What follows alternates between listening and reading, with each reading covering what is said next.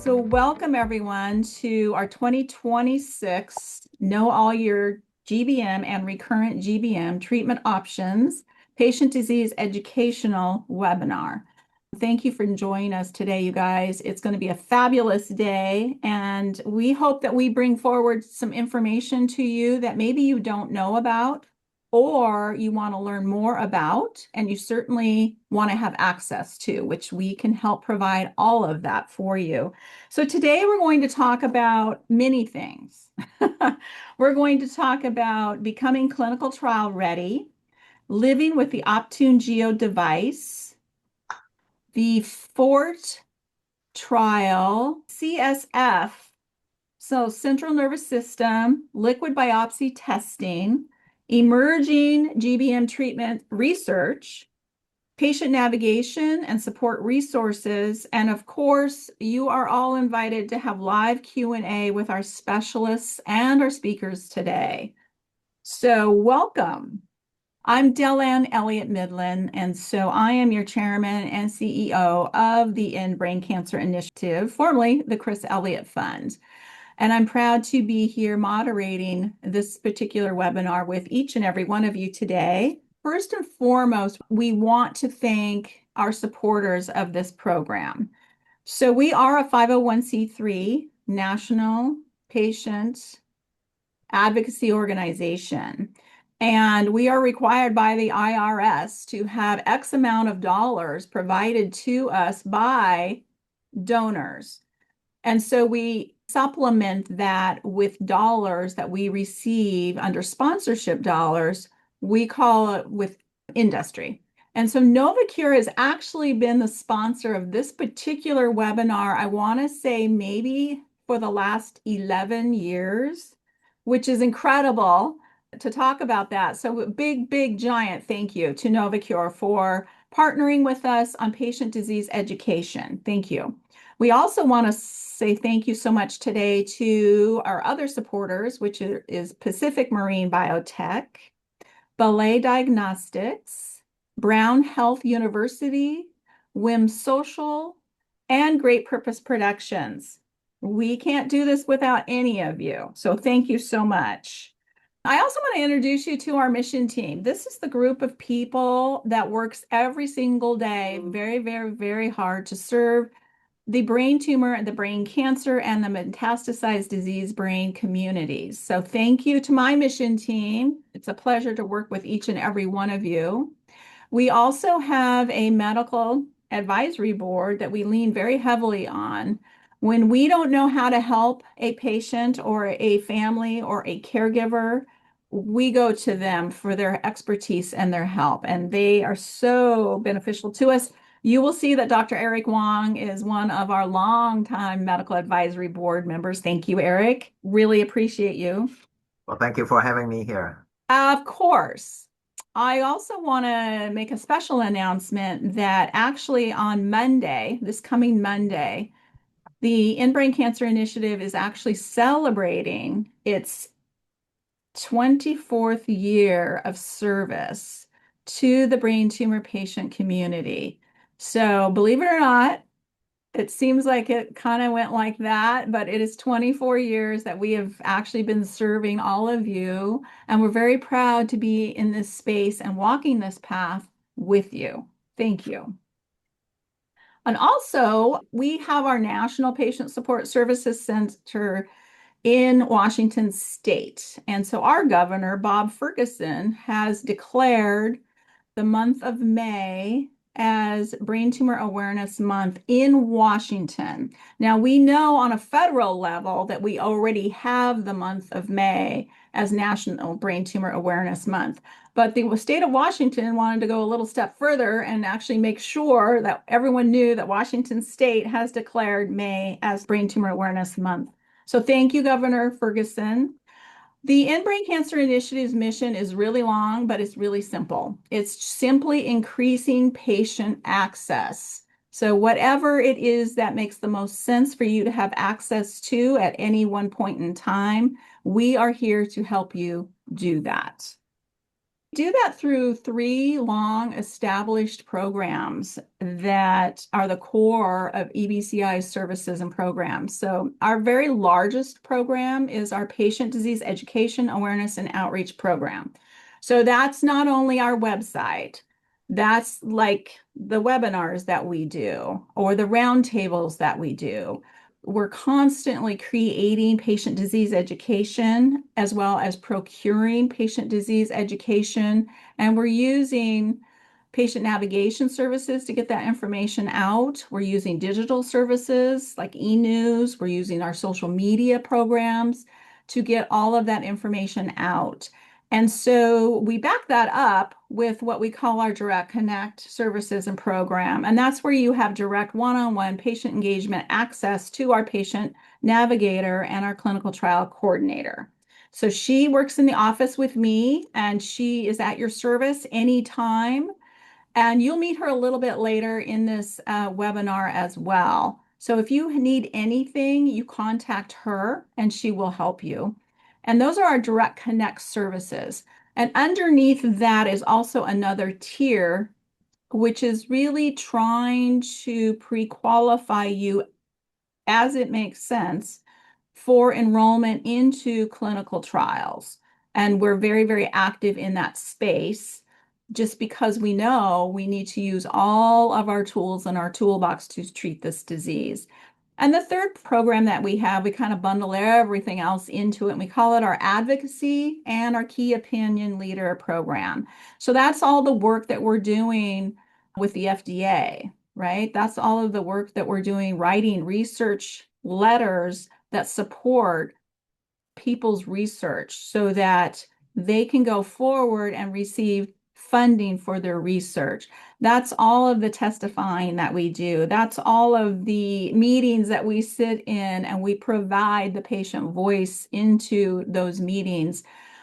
All of that gets kind of tucked into that advocacy and KOL programming. And it is an honor, again, to serve this patient community. So thank you. Again, there's many ways that you can help us do the work that we do. Of course, going to our website is the best way to donate. You receive a receipt immediately, but you can also text EBCI at 44321 with a donation, or you can simply scan that QR code with your phone to make a donation. So thank you so much for supporting our work. Let's get rolling with the program today. First up is Dr. Eric Wong, and he wants you to come away today with 3 points: how to become clinical trial ready, using the Optune Geo device for GBM and recurrent GBM, and he's going to talk about the FORTE clinical trial as well. So I have a little bit of information I also want to share with you about Dr. Wong. He and I met many years ago. I'm not going to date any of us, Dr. Wong, but he used to be at Beth Israel in Boston. And he held the roles of director of the neuro-oncology unit and co-director of the Brain Tumor Center at Beth Israel Deaconess Medical Center in Boston. And I don't even remember, Eric, how we actually met, but I did want to say thank you to you because I know that over the years we've been able to refer many patients to you, but you invited me a very long time ago when I first started doing site visits, and you invited me to sit at the table with your researchers and your patient navigator and your clinical trial coordinator. I don't know if you remember that. I don't. Actually, I'm sorry. That's okay. That's okay. I just wanted to say thank you because it Oh, was you're such a welcome. great conversation. I see. Um, and it is incredibly meaningful for my team and I to always meet not only you, right, the Mhm. specialist, but to also meet your team that helps you with the patients that you serve, because that helps us when we have those kinds of relationships with all the other people. We're able to move patients faster and quicker into specialists' hands. and into advanced treatments and advanced diagnostics and clinical trials. And so those meaningful relationships are super important. And, back in the old days, we didn't really use Zoom Right, or right, Teams or things like right. that. We met in person, in real life. And so I just wanted to say thank you. Well, Dellann, I just want to say that the first time that we met was actually when Novocure was presenting data to the Food and Drug Administration. That Oh, was back in 2011, 2010 and 2011. And Food and Drug Administration wants to hear, not just from the doctors, but they want to hear from patients advocacy groups, because how new therapies will impact their lives. Okay, I think Dellann was there in the panel meeting in Rockville. I mhm. was one of the presenter of scientific data, and there was a patient who looked like you, Mandy, wearing the Optune device and standing in front of the Food and Drug Administration's reviewers and tell him his story. So your input is absolutely important. Absolutely. Thank you. And he's talking to you guys, right? He's talking to you patients and caregivers and family members. And so we try to open up opportunities to hear your voice, just so you know that. And then I know that the End Brain Cancer Initiative works really, really, really hard to insert your patient voice not only into FDA hearings, but also documentation that the FDA requires, et cetera, but also into clinical trial protocol development, also into educational materials, things like that. So we are listening and we are sharing. So thank you. Really quick, I'm going to introduce Dr. Eric Wong, and then he has an amazing presentation for us. So get ready. Dr. Eric Wong is an authority on advanced treatments for glioblastoma and is the director of the Medical Neuro-Oncology Service at Brown University Health Cancer Institute. He is a professor of neurology, medicine, neurosurgery, and radiation oncology at the Warren Albert Medical School of Brown University. He brings extensive knowledge and research experience that focuses on device and drug therapies for primary malignant brain tumors, imaging of neurologic malignancies, and management of, oh, I never can say this word. Can you help me out? Oh, Leptomeningeal. Yeah, leptomeningeal that one. metastasis. Okay. Metastases in the central nervous system. In the past 2 decades, his work has led to the development of innovative cancer treatment technologies and simultaneously transformed the management of brain cancer by oncologists. And thank you, Dr. Wong. He earned his Bachelor of Science degree in electrical engineering from the University of Pennsylvania and a Doctor of Medicine degree from Rutgers Robert Wood Johnson Medical School. He pursued an internship in internal medicine at Rutgers, New Jersey Medical School, followed by a residency in neurology at Barnes-Jewish Hospital, Washington University School of Medicine, as well as fellowships in neuro-oncology at Memorial Sloan Kettering in New York and the University of Texas MD Anderson Cancer Center. Wow, I did not realize all of that. You are very, very experienced, sir. Well, I was traveling all over the country Wow. too. Wow. You were. You were amazing. Okay, it is your turn to enlighten us, Dr. Wong. Okay, well, thank you very much, Delan. That was a very kind introduction. And this is a privilege to tell you what excites me every morning, and that is to help glioblastoma patients. Okay, how I can help glioblastoma patients. Here are my disclosures. What I would like to do today is three things. One is to emphasize that molecular testing is important. Do not overlook the benefits of tumor treating fields, because the reason why I say this is because I ran the very, very first tumor treating fields clinical trial. And that was in Boston. And basically, my colleagues were looking at me, Eric, you probably watch too many infomercials in late evening, probably. And frankly, a lot of doctors, oncologists really did not think that this was a real treatment for cancer.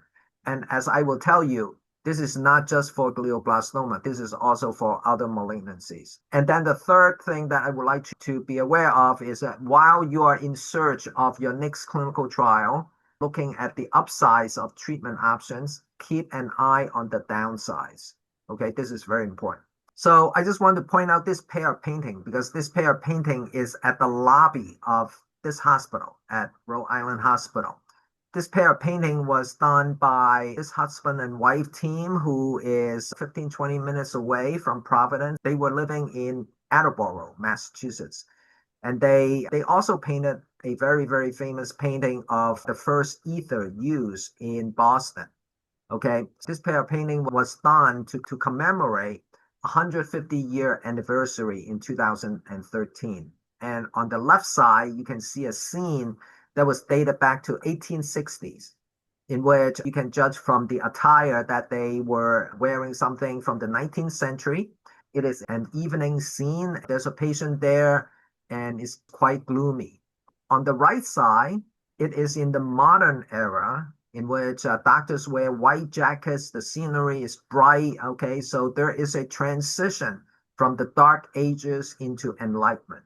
So that's what the message subliminally that is imparted to the person who's watching this pair of painting. But I want you to pay attention to the emotional valence of the two children that are there because they are staring at you.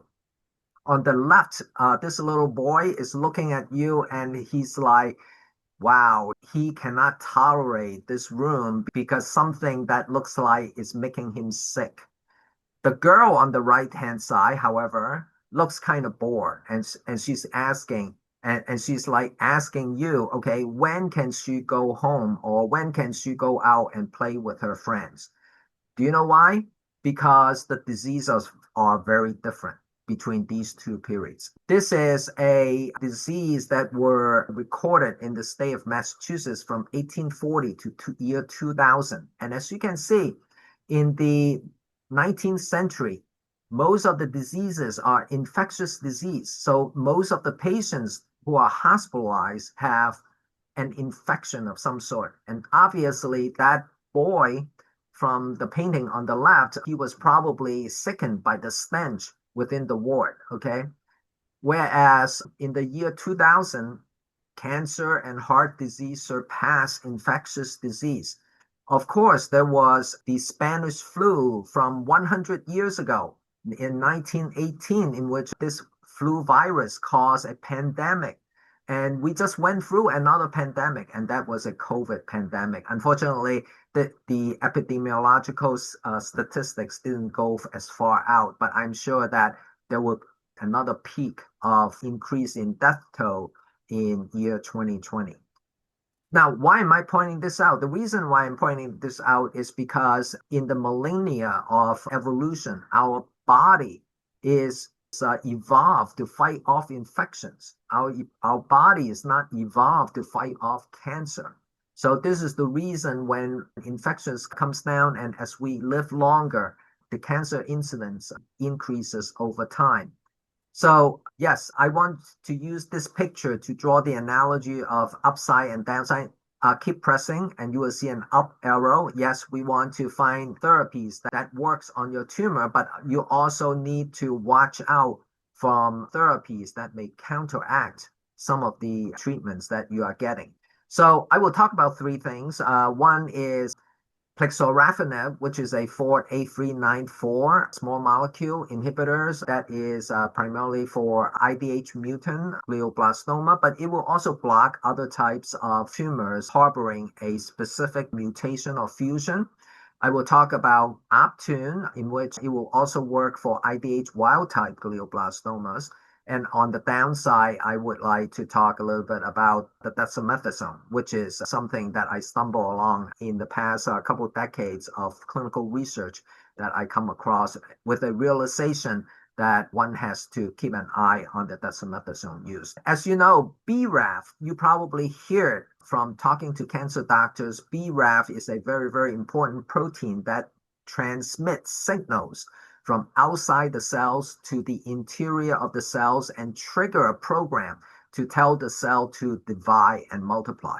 This is in every single cell. This is very, very important when we were developing in our mother's wombs, but it is also important and it is ready to be utilized put into motion when there is a perturbation in our system. So for example, when you have a cut on your skin, there will be a signal that is transmitted from the surface of the cell through BRAF into the nucleus of the cell and tell the cell to divide and to heal the wound, okay? However, BRAF, and this is the protein right in the middle, however, BRAF can turn RHO, okay? And the way it can turn RHO is because of mutations, okay? So on the left side, you can see that there are growth factors that are triggering the signal going through the BRAF into the interior of the cell. However, when there's a mutation, and in this case, it's called V600E, because of one amino acid change in the protein, that's enough to make it turn RHO, okay? And then it becomes on all the time. So it will tell the cell to go ahead and divide, and non-stop. And what you have is a clone of cells that have this mutation. And then in this particular case, it is melanoma on the right-hand side. And then the melanoma will eventually acquire additional mutations that make it malignant and metastatic.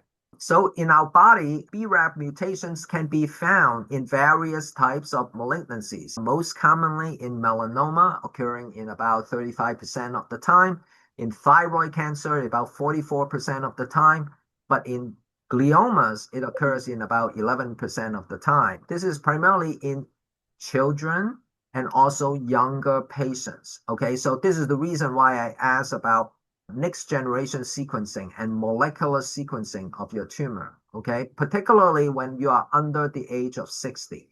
And I think it would be very, very worthwhile to have a conversation with your oncologist to say that should we send your tumor to Caris Life Sciences for sequencing or Foundation Medicine for sequencing? And these are the two major tumor sequencing companies that will take your tumor block and then isolate the tumor cells and see whether or not there are specific mutations there. Now, there are also BRAF fusions, meaning that one piece of the chromosome where BRAF resides breaks off and it fuses with another piece of the chromosomes. The chromosomes in cancer cells are very fragile. What happens is that one piece can break off and refuse with another piece, okay? However, when the fusion piece is just right, it can promote a growth signal.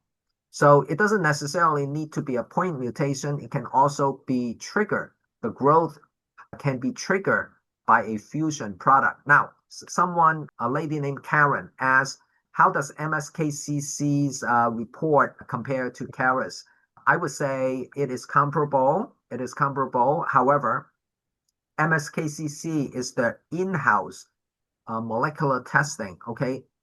There are certain hospitals that have their own next generation sequencing program. However, it's not like these companies who just dedicated all of their resources to improve the next generation sequencing. Yes, I have seen some of the MSKCC report. They are pretty good, okay?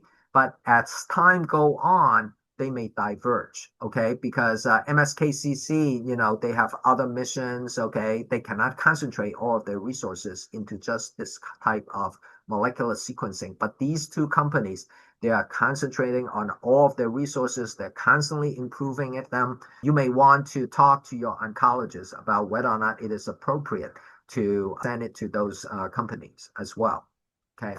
Dr. Wong? Yes? May I interrupt just a minute? This is Dellann. I would say too, when you're speaking to your oncologist and your neuro-oncologist, that you need to ask for your comprehensive genomic report. A lot of times, and you, Dr. Wong, you probably know this is true, Dr. Wong, when places have their in-house comprehensive genomic testing in-house. They do not always share that information with the patient. So ask for the report, and I would say demand the report. If you need help reading it or interpreting it, Shreya, our patient navigator, can help you. She's well versed reading those reports, as I am as well. But there are keys to how to treat your exact tumor in those reports. So be sure, one, you get the report, and two, Dr. Wong's messaging, outside testing companies are very, very meaningful to you as well. I just want to add that I think it would be prudent that you ask a second opinion, right? So you go see a doctor for a second opinion. Well, you can ask for a second opinion on your genomic profiling report. Okay, you can ask Dellann, you can ask other the physicians that Dellann associates with. Okay, so Dellann's organization can certainly help you. Okay. These dots, the size of the dots tells us the proportion of the genetic abnormality. So in gliomas, they profile 2,664 and approximately 132 had these changes, and the majority of them has to do with the V600E point mutations. But however, can you press the return button again? There's also fusion there. Fusion is the next largest genomic abnormality other than point mutations. So this is something that's very, very important to know. And the genomic profiling report may not have the fusion. So you may need to get the fusion done separately through another institution or ask the same molecular profiling company to perform a fusion study. Okay, so this is something that is very, very important. Now, this is important because plexorafenib or PLX8394, and now it's called FORTE 8394. This is a drug and what we call a small molecule, and these are all chemical structures, and you don't need to know the chemical structures, but I just need to show you that there is a variety of chemical structures just for targeting this rho protein. Okay, so press return again. So this is the structure for A394. Again, what this molecule does is that it fits into the enzyme and locks it, okay, and make it non-functional. So here's some clinical data on how this drug works. And on the left side, this is a grade 4, WHO grade 4 astrocytoma. It is called an astrocytoma now, not called a glioblastoma now. And this patient was treated with temozolomide and concurrent with radiation, followed by adjuvant temozolomide. And then the patient was treated with plexorafenib and cobicistat in 4-week cycles. And the patient was able to get a partial response and eventually a near complete response. On the right side is a 37-year-old man with a recurrent V600E positive central astrocytoma. A little bit different. This is not a glioblastoma, but still, it is a fast-growing tumor, and this patient had a great response to the treatment. So the clinical trial is still ongoing. You can go to clinicaltrial.gov. For those who don't know about clinicaltrial.gov, ask Dellann, and Dellann staff will certainly show you how to get to clinicaltrial.gov, and you can put in the information, and it will also show you the rationale, whether or not the trial is still active, enrolling patients, whether or not it's phase 1 or phase 2, and where it is. Okay, so this is a multi-center trial, and my institution is participant. And so it is in the state of Washington at the University of Washington School of Medicine. Okay. So it's all over the country. In fact, it is all over the world. So if you happen to live in Australia, yes, there's a site. There are 5 sites in Australia. Okay. So you can go on to clinicaltrial.gov or you can ask Dellann. Okay. So the next thing that I would like to to talk about is the tumor treating fields. So let me just put it into perspective, okay? Because tumor treating fields is a physical modality of treatment. The closest thing to it is radiation. So as you can see on the right-hand side, you have the word ionizing radiation. That means high energy, high power type of radiation. But tumor treating field is not like that. Tumor treating fields, you can use it at home. You don't have to use it at a facility. And I can see a number of individuals in this call who are using tumor treating fields, okay? It basically uses radio waves to treat tumors, okay? And the way that it come about is because of this professor, Yoram Palti in Israel, in Haifa, Israel, because he was curious about whether or not radio waves has an effect on cultured tumor cells. And he testing it in the laboratory, and he saw some effect. And here's the timeline of development, okay? So the initial observation was in 2004. The first clinical trial was put into motion in 2007, and I participated in the first clinical trial, okay? And the first approval for recurrent glioblastoma was in 2011. And then for newly diagnosed glioblastoma was in 2015. But it didn't stop there. So this is the first approval from the FDA letter, and that was on March 18, 2011. But it didn't stop there. It is now approved for use in non-small cell lung cancer after platinum failure, okay?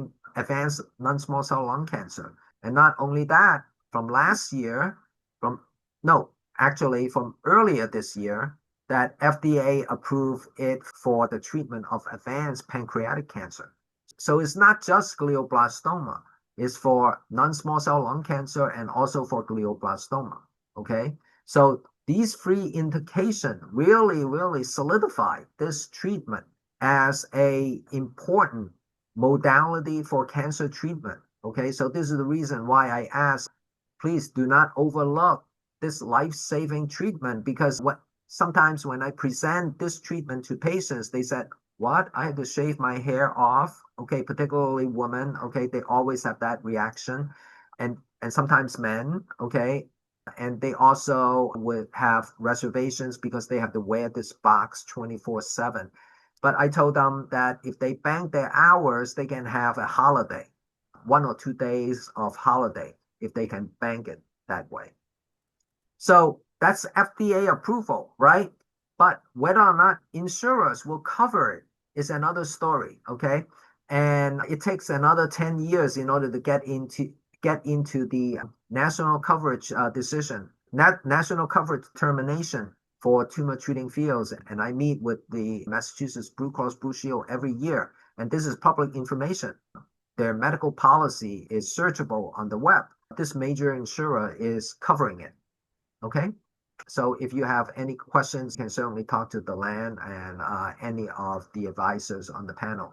So this was the original video that was taken by Dr. Palti, and you can see that the tumor cells kind of blow up, and the clock is an hour. It is speeded up a lot. And on the right is my former patient who was featured in the Boston Globe, and he was able to use it for 7 years, okay? So this really, and he was working as an engineer in Waltham. And the reason why he adopted this is because he was an engineer. He understood the engineering. He understood how it may work. It kept the tumor at bay for 7 years. This is how it works, okay? So the electric fields have charges, and this really give alternating electric fields. If you have children, you take your children to a children's museum and they put their hands on the Van de Graaff generator and their hair would stand up because there's an electric field around their head, okay? And what happened is that this tiny electric fields lifts up their hair, okay? And that is what the tumor treating fields is doing on your scalp, okay? Mandy, I see that you wear this, okay? The electric field is going into your head and it is causing some mechanical disturbance on your tumor cells, okay? leading to chromosome disruption, protein dislocation, and so on and so forth that I won't go into. But that's the basic mechanism, is that this electric field is transformed into a very, very tiny bits of energy that mechanically disrupt certain critical functions of the tumor cells. So, and it is frequency specific, okay? Because the operating frequency is between 100 and 300 kilohertz. That means you add three more zeros after those numbers, okay? And at this frequency, it is basically lower than AM radio waves, okay? But the point is this is a specific frequency band, okay? This doesn't operate outside when the frequency is higher or lower. It only operates at those specific frequencies. If you want more tutorial, you can watch the movie that I made when I was at Boston Beth Israel. Okay, it's freely available on the web. It is called The Clinical Application of Tumor Treating Fields in a journal of, I think it's called jove.com. Okay, it is a video journal. It is a video scientific journal, and it is available on the web. So Karen, you asked a question, can a pregnant woman wears it? I think the Tumor Treating Fields, this is the reason why you have to shave your head and wear it, because it doesn't transmit from the top of your head to your abdomen. So it has to be very, very close to the proximity. So patients with lung cancer, they would have the pads on their chest. Patients with pancreatic cancers, they would have the pads on their abdomen and the flank area and also the back. So I think for a woman who is pregnant with brain tumors, it is certainly safe, in my opinion, to use it, but make sure that you check it with your treating oncologist just to be sure. In that video, I talk about these Tumor Treating Fields arrays. So the initial set of arrays are rectangular, but now they have a new array. And in the video, I show how to put the array on a real patient, okay? And the new arrays is circular, which is smaller size, packs a lot of energy, so a lot easier to use. In order to see the effect inside the brain, we cannot take a picture of it. We have to do something that's called electrical modeling, in which my research team does a lot of this. We have been doing it for about 15 years now. So you can see that the scalp is very, very hot. Okay, so those dark red areas basically is packed with energy around those electrodes. And on a hot summer day, and in F, that was taken from one of my patients during the summer, during a humid day in summer, and there were these red marks there. Now, when I first started using it, a lot of patients asked me, and also certainly my colleagues asked me, well, if this is causing disruption of tumor cells or fast dividing cells, how come I don't see hair loss? Well, we do see hair loss. This is from a patient who have been using Tumor Treating Fields for over a year. So when she decided to take it off and let the hair grow back, and those areas where the discs are placed consistently, basically she lost hair. It's not permanent, and eventually those hairs will come back. Okay. So here's the survival curves, and as you can tell, the blue curve is on top. Those are the patients who use Tumor Treating Fields in addition to temozolomide after radiation. So it basically improves overall survival. It improves something that we call progression-free survival, delays tumor progression. And the side effects are very tolerable. Most of the systemic side effects, the drop in blood counts, the gastrointestinal problems, the fatigues, are primarily from the chemotherapy use. There are specific side effects associated with Tumor Treating Fields, and that has to do with the medical site, device site reactions from the electric fields on the scalp. Sometimes when patients' balance is off, you have to be very, very careful wearing the device, but it is always prudent when your balance is off to have a family member around. Here are some of the additional symptoms in terms of neurological signs and symptoms. Most of it is either from the tumor or from the side effects from chemotherapy or radiation. Next slide. One thing that I would like to point out is that brain swelling can shunt the tumor treating fields away from the tumor. The way that we know this is because my research team has been addressing this question, okay? So you know that glioblastoma has edema around it, okay? And unfortunately, the edema is conductive. And you see that arrow from the surface of the scalp? That arrow, the electric fields has to go from the scalp, past your dura, past the CSF, get into the brain, and to be at your tumor. So, however, there's a layer of cerebrospinal fluid that is between your dura and your brain, and also inside your brain. So, if you have a lot of brain swelling, you have to find a way to reduce that swelling in order to allow the fields to get at your tumor. Okay, there are only two major drugs that treat this swelling: Decadron or dexamethasone, or Avastin or bevacizumab to treat it. And there are pros and cons of either medications. So one has to be aware. So talk it over with your oncologist about how to reduce brain swelling to allow better penetration of tumor treating fields into your tumor.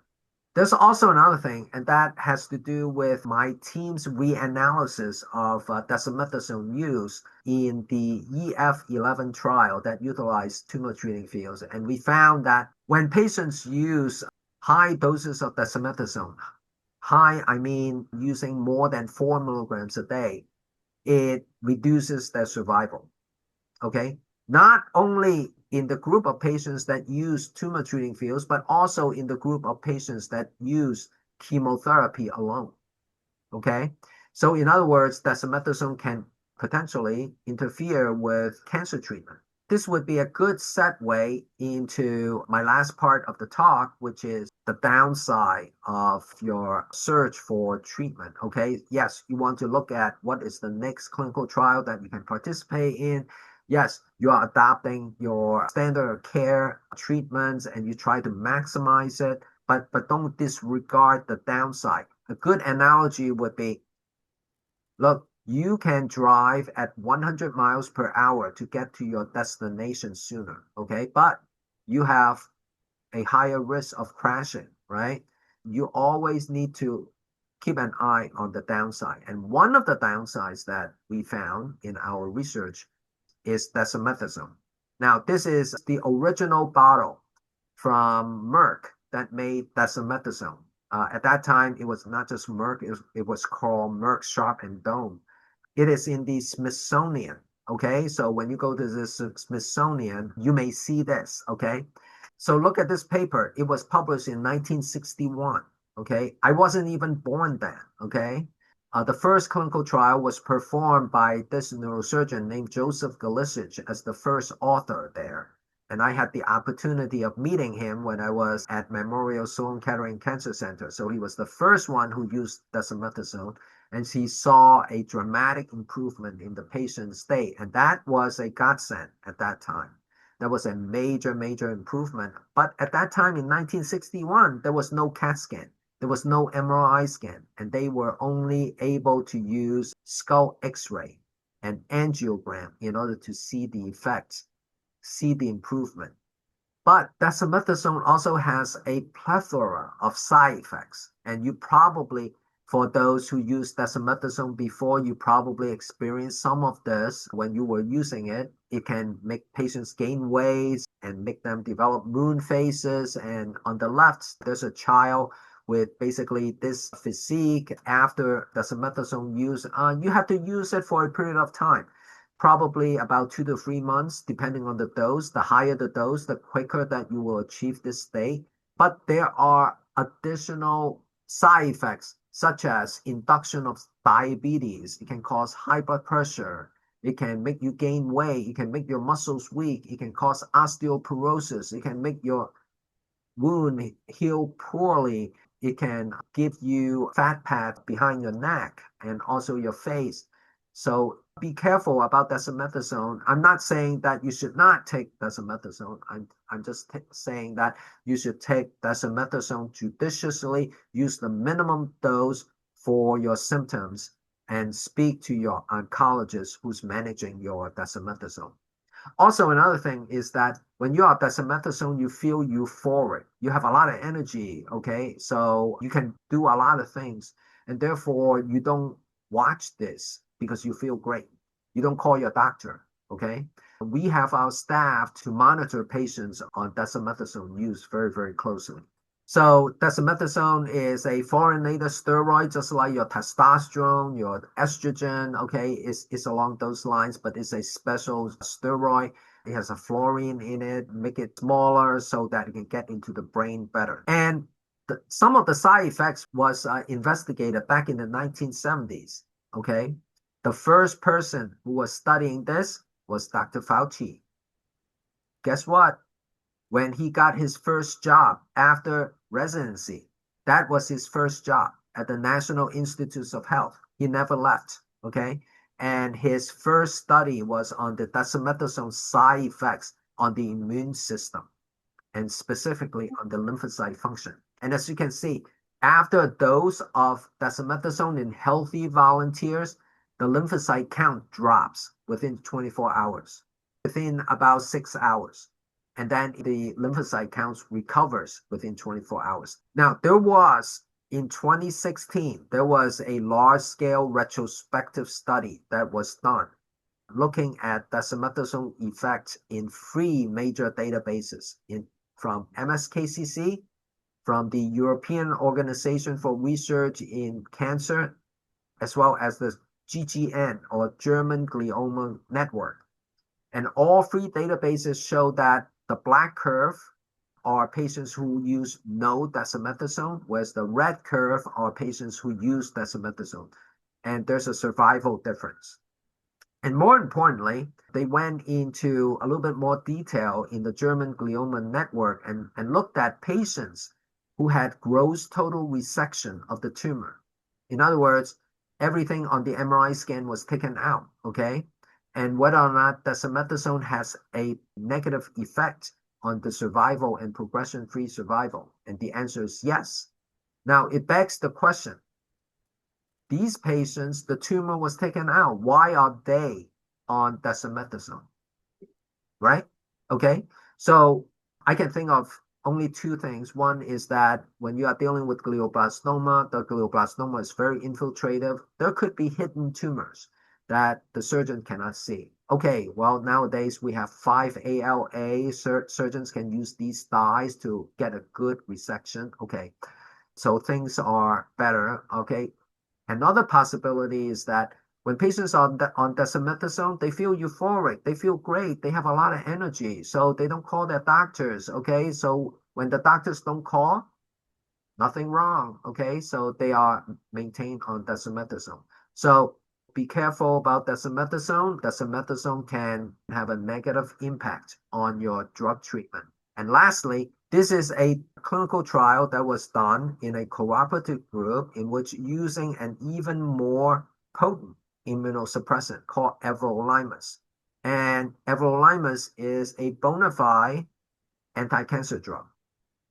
But if you go to the web, you can also see that everolimus is also used by transplant surgeons to prevent solid organ transplants, such as liver transplant, such as kidney transplants, okay?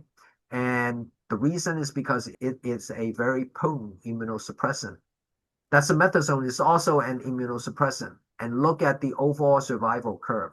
The dotted line are the group who use everolimus, an immunosuppressant, okay? It can have a negative effect on their survival. To sum it up, so I talked about Plaxorafenib, an example of a drug that is in clinical trial right now. That is a targeted therapy that works on BRAF mutated glioblastoma and also other types of intrinsic brain tumor, as well as those that have BRAF fusion. I talked about Optune, how Optune come about, and how Optune has proven itself as an anti-cancer therapy, not just in glioblastoma, but also in non-small cell lung cancer and pancreatic cancer. And I also pointed out the downside of dexamethasone. So you can consider Avastin. Other drugs that can have an anti-edema effect include Celebrex. Celebrex is an arthritis medicine. Losartan. Losartan is a blood pressure medicine. And also a supplement called Boswellia. Boswellia actually was in clinical trial by radiation oncologists, and it has an effect in terms of decreasing the cerebral edema, okay, even though it is a supplement, okay, but it has undergone randomized clinical trials, okay.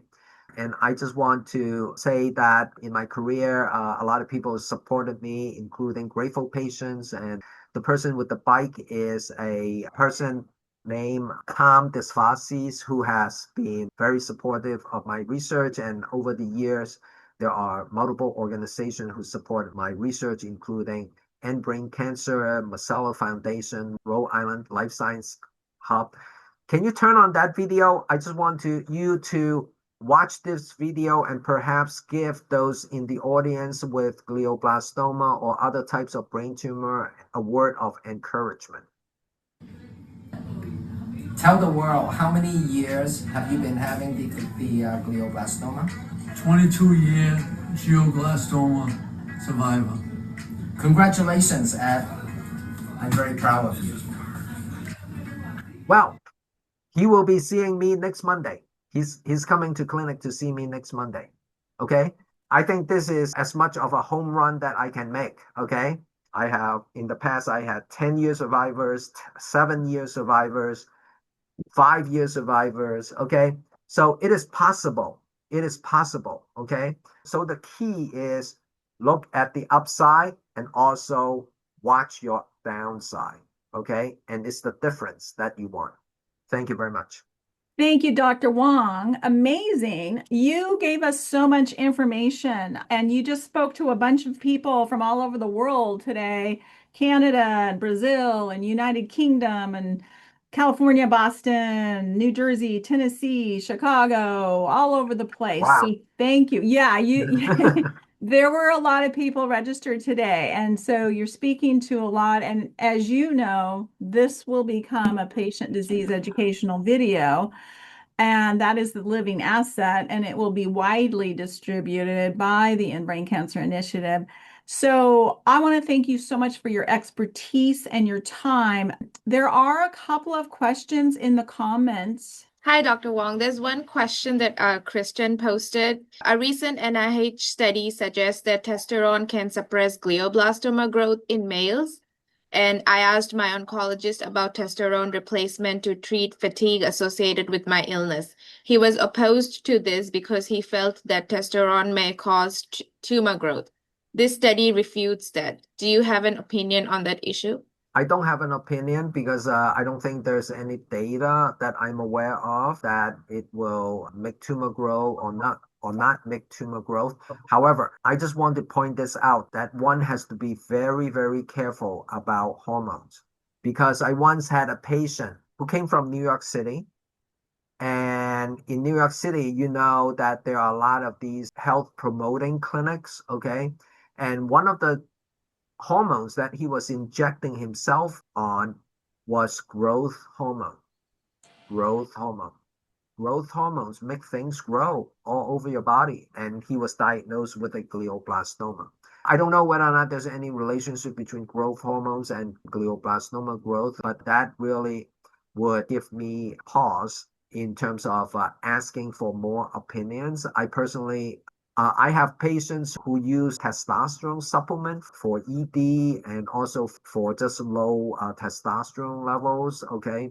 I think if you just for normalization, but if you increase it above normal, that may be a problem.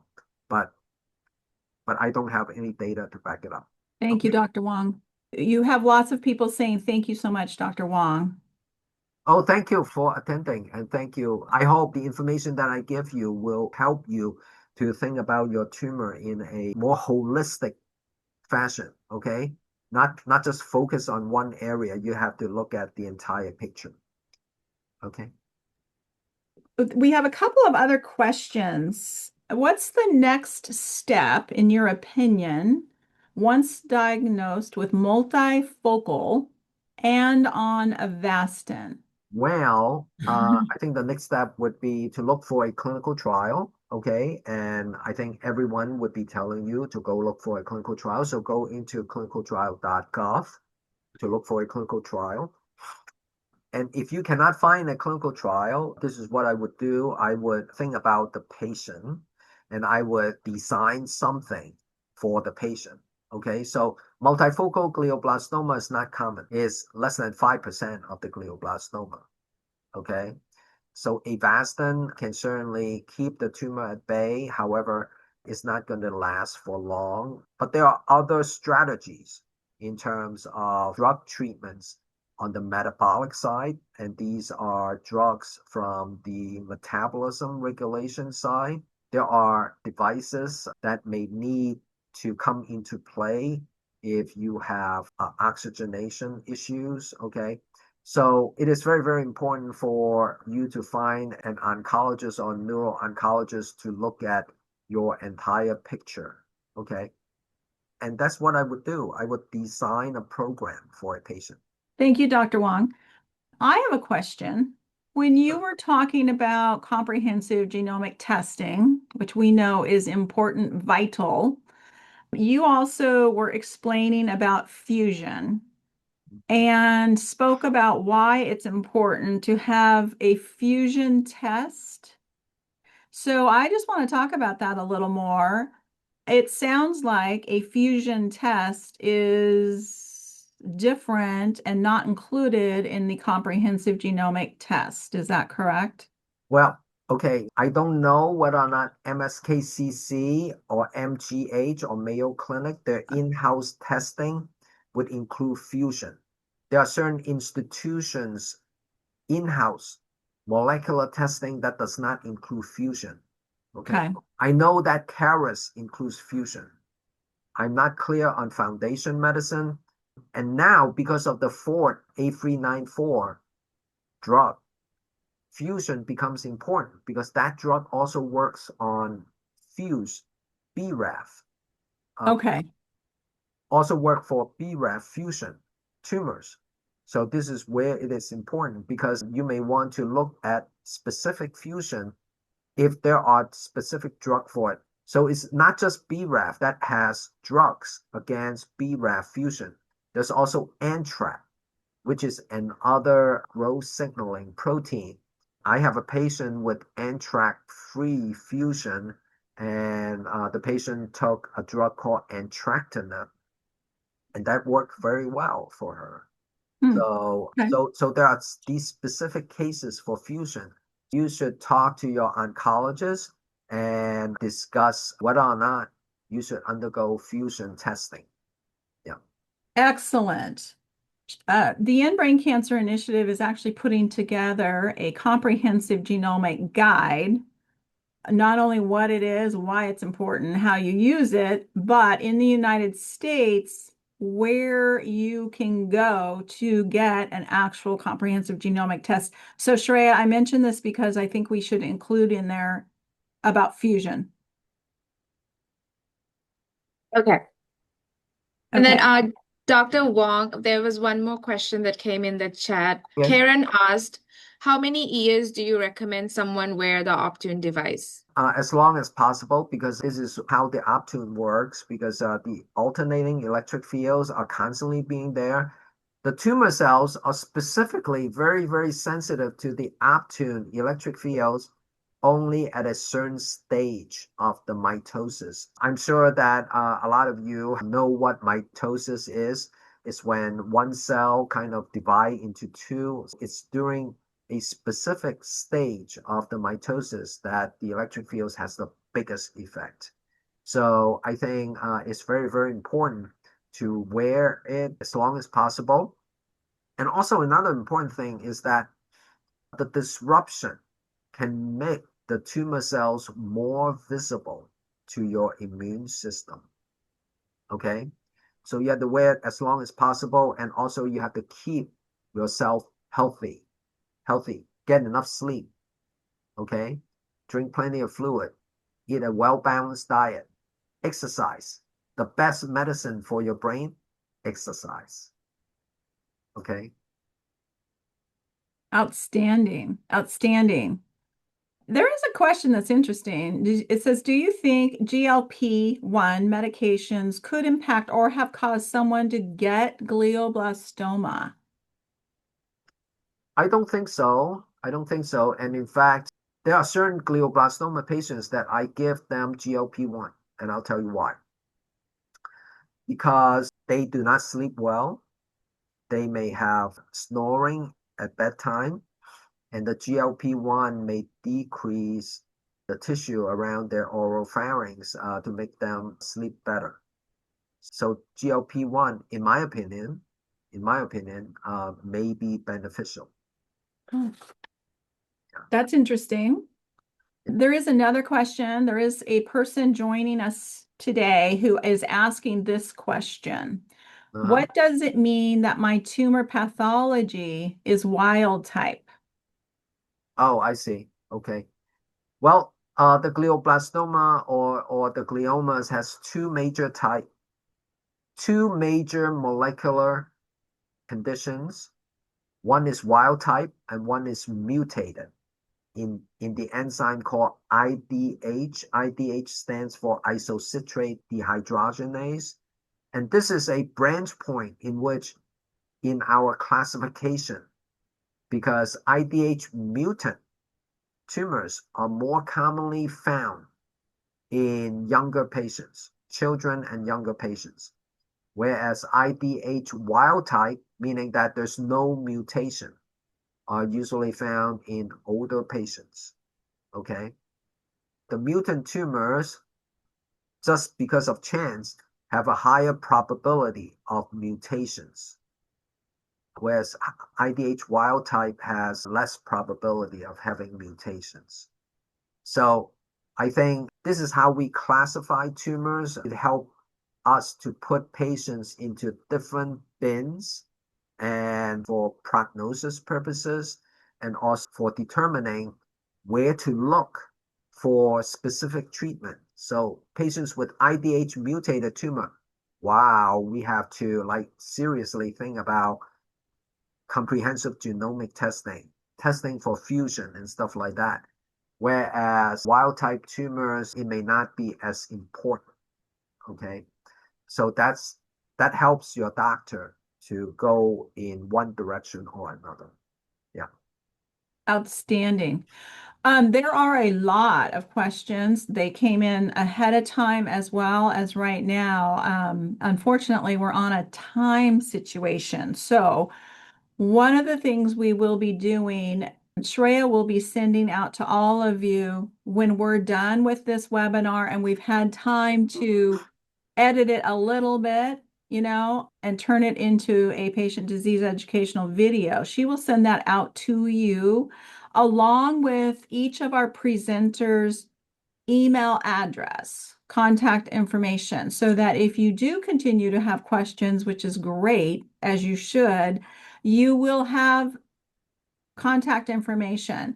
And also know you can always utilize Shreya, our patient navigator and clinical trial coordinator, as well for any of your questions. She will, if she doesn't know the answer, she'll find out from the specialists like Dr. Wong, et cetera, et cetera. So what a wonderful, wonderful conversation today. Thank you, Dr. Wong. Well, thank you for having me here. Absolutely. Patients are very, very lucky to have you. Right now, we are going to have Dr. Lilly speak to us about CSF liquid biopsy for GBM and recurrent GBM. Dr. Lilly is amazing. Thank you, Dellann. He earned his PhD in molecular virology and was then introduced to the challenges of rare diseases and cancers during his postdoctoral research on oncolytic virotherapy. Okay, what is oncolytic biotherapy? Oncolytic virotherapy is basically taking viruses and then genetically engineering them to kill cancer cells, but to leave normal cells intact. Wow. So this is something that has actually been explored in brain cancers. I was Mhm. doing it in multiple myeloma, but it is a very unique repurposing of pathogens to be able to turn them around and make them become therapy. Ooh, that's exciting. We all need to learn more about that too. I think we'll have to do a webinar on that. Awesome. From his postdoc, he entered industry to leverage his passion for strong science and science communication in a sales role at Cell Signaling Technology, where he developed his commercial acumen. From there, the clear patient need led him to joining the liquid biopsy space, first as a scientific affair liaison, then as an MSL, medical science liaison, for cell-based and cell-free technologies for monitoring and characterizing cancer. He brings his 5+ years of experience in liquid biopsy and interfacing in the healthcare space with healthcare providers and key opinion leaders to the team at Belay Diagnostics, where he has joined as MSL, Medical Science Liaison, to bring his passion for cutting edge and patient-centered medical science to the challenging field of central nervous system tumors. It is my pleasure to introduce Dr. Lilly, but before I do, there's 3 takeaways he wants you to take away from today's talk. And the first one is CFS testing with Belay Diagnostics can inform diagnosis of GBM and recurrent GBM without surgery or biopsy. Just think about that. Secondly, Belay's testing covers all guideline indicated targets for GBM and recurrent GBM to inform treatment. He'll talk more about that. That is very, very intriguing alone. Repeat testing is now possible using Belay's testing to monitor disease evolution. So this is a tool. This is an amazing tool that a lot of people really don't know about yet for GBM and recurrent GBM. Dr. Lilly, we are excited to welcome you to the stage and to educate us about Belay's Diagnostics. Thank you so much. Uh-huh. It is always a pleasure to be here with EBCI and to speak to such a passionate and incredible group of people about something which I am very passionate, and that is how can we use the things that we've learned in science and the methods that we've developed to make a real impact on how patient care is actually progressing, especially in extremely challenging areas like glioblastoma and recurrent glioblastoma. This is something that has touched my life and friends of mine, and so I have a little bit of a particular vendetta against this devastating disease. And so it is a pleasure to be here speaking on behalf of my company, Belay Diagnostics, to talk about how we can utilize the fluid that cushions and protects your central nervous system, your brain and your spine, which is called cerebrospinal fluid or CSF, to actually detect the genetics and genomics of cancer, in particular in glioblastoma and rGBM, and that's what's called liquid biopsy. So I'll give you a little introduction about who we are at Belay and why we're here and why we partner within brain cancer. Well, the big thing about us is that we are tried and true, dyed in the wool for the purpose of central nervous system cancers. Our co-founder is Dr. Jathan Pedagauda. He's the chair of neurosurgery at Johns Hopkins. And the testing that we provide is built on more than a decade of research and development in his lab and in the lab of his mentors. So this was something that, even though we are a young startup company, is built on well over a decade of established science and tremendous data suggesting how useful this kind of technology can be. Our assay was built on the shoulders of that great research, specifically for utility in cerebrospinal fluid for central nervous system cancers. This is not a test that was originally developed for some other kind of specimen, so it's not a tissue test. It's not a blood test that was then readapted for use in this arena. It was purpose-built. And that gives us a real edge, and it is part of why our testing is so accurate and why it performs so exceptionally well.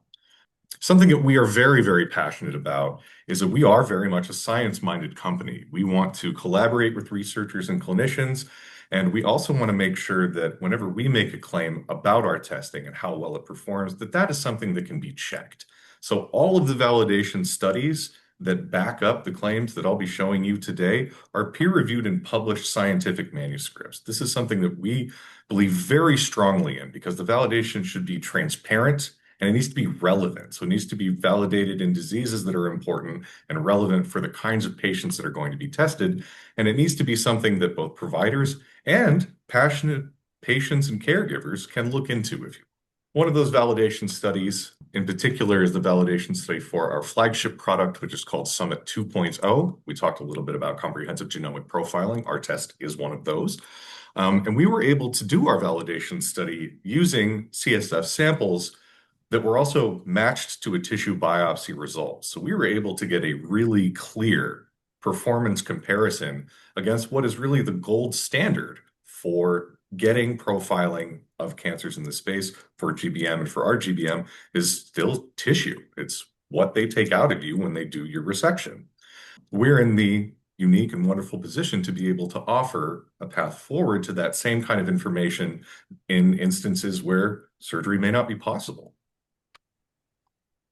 So just a little timeline of us here. We were officially founded in January of 2022, and we came to the market last year as a fully fledged commercial entity in January. We launched the first version of our test, which was called Summit, and its companion product Vantage, which is important for looking at one particular biomarker that's actually important in this family of cancers. And we learned very quickly that the offering that we had was good, but it wasn't enough for clinicians in this space.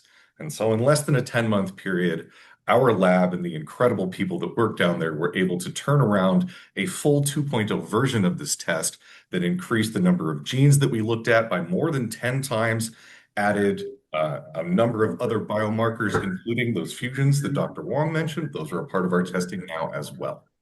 I mentioned that we're a very science-minded company. We like to publish, and our publication, of course, is not just our validation studies looking at both, the performance at the molecular level, but how well they provide the correct clinical information, but also published case reports. We have 5 published case reports out now. There are several more coming. And one study I did want to highlight a little bit is a study that was recently published, and this was a 120-patient single institution study at UT Southwestern. And the goal of this was to understand if the testing that we were offering was having a meaningful clinical impact on the care of those patients. And the short version of that is that in 93% of the cases, and this was even using our more limited Summit 1.0 test, in 93% of cases, our testing was important for helping to have a meaningful impact on managing care for patients. And this impact came in the form of helping to inform diagnosis and guide treatment, to confirm the response to therapy, and even in some of the cases that were negative in that study that came back with no cancer-associated genetic variation or no mutations, they helped to aid make the correct diagnosis in that patient.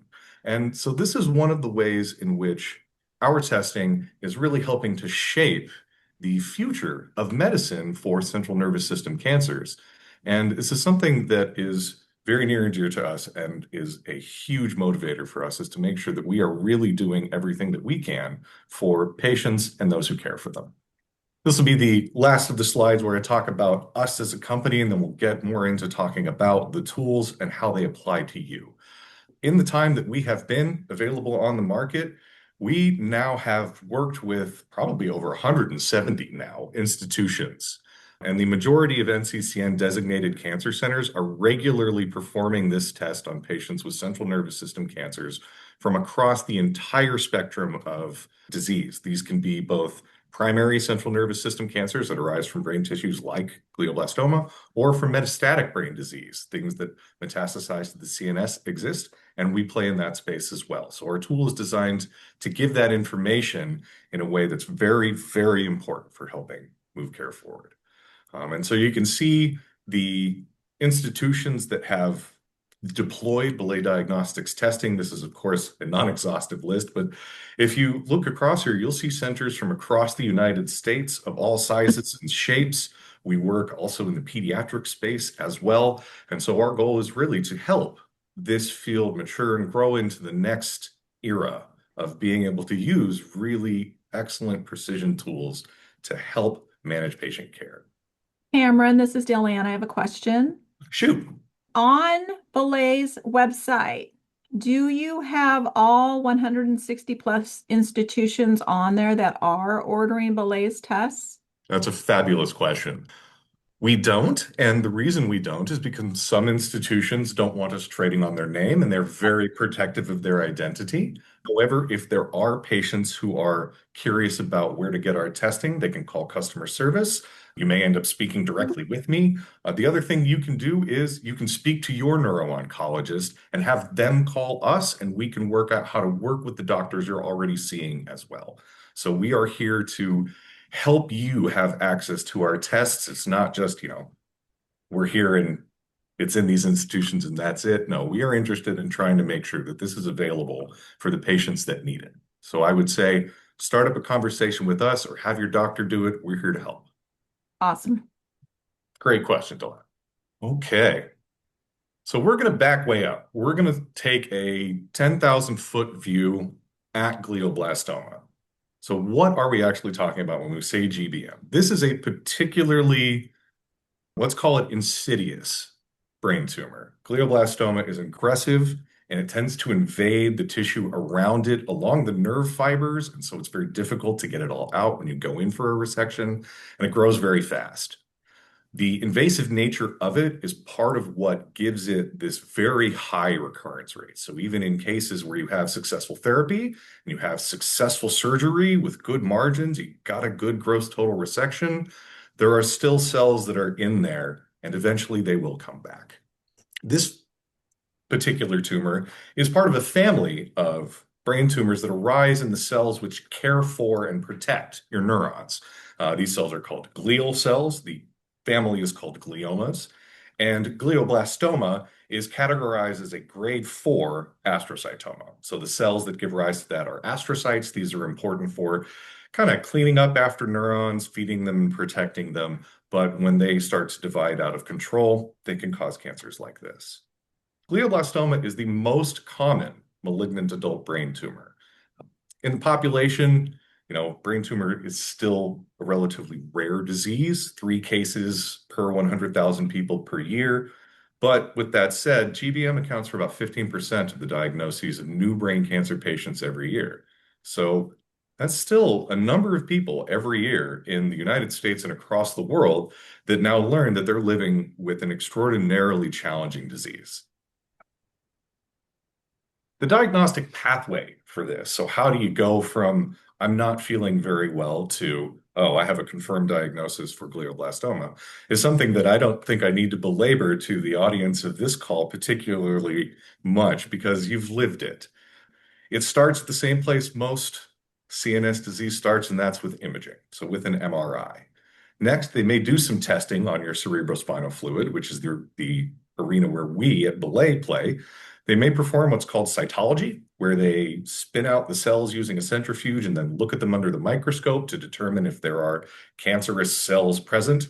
This has a pretty low sensitivity. It's not the greatest test. But just recently, and by just recently, I mean about 3 weeks ago, the treatment guidelines for all gliomas, glioblastoma included, now include a recommendation to look at tumor-derived DNA in CSF to be able to do this kind of genetic characterization utilizing CSF if surgery is infeasible. And when we say infeasible, this may be because the lesion is in a location that is inaccessible. Trying to access that via surgery would cause massive cognitive problems or other medical issues, and so it's not possible.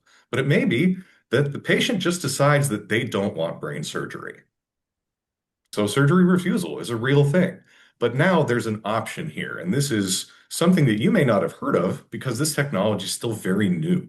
And the guidelines just updated on April 24th to reflect this new application.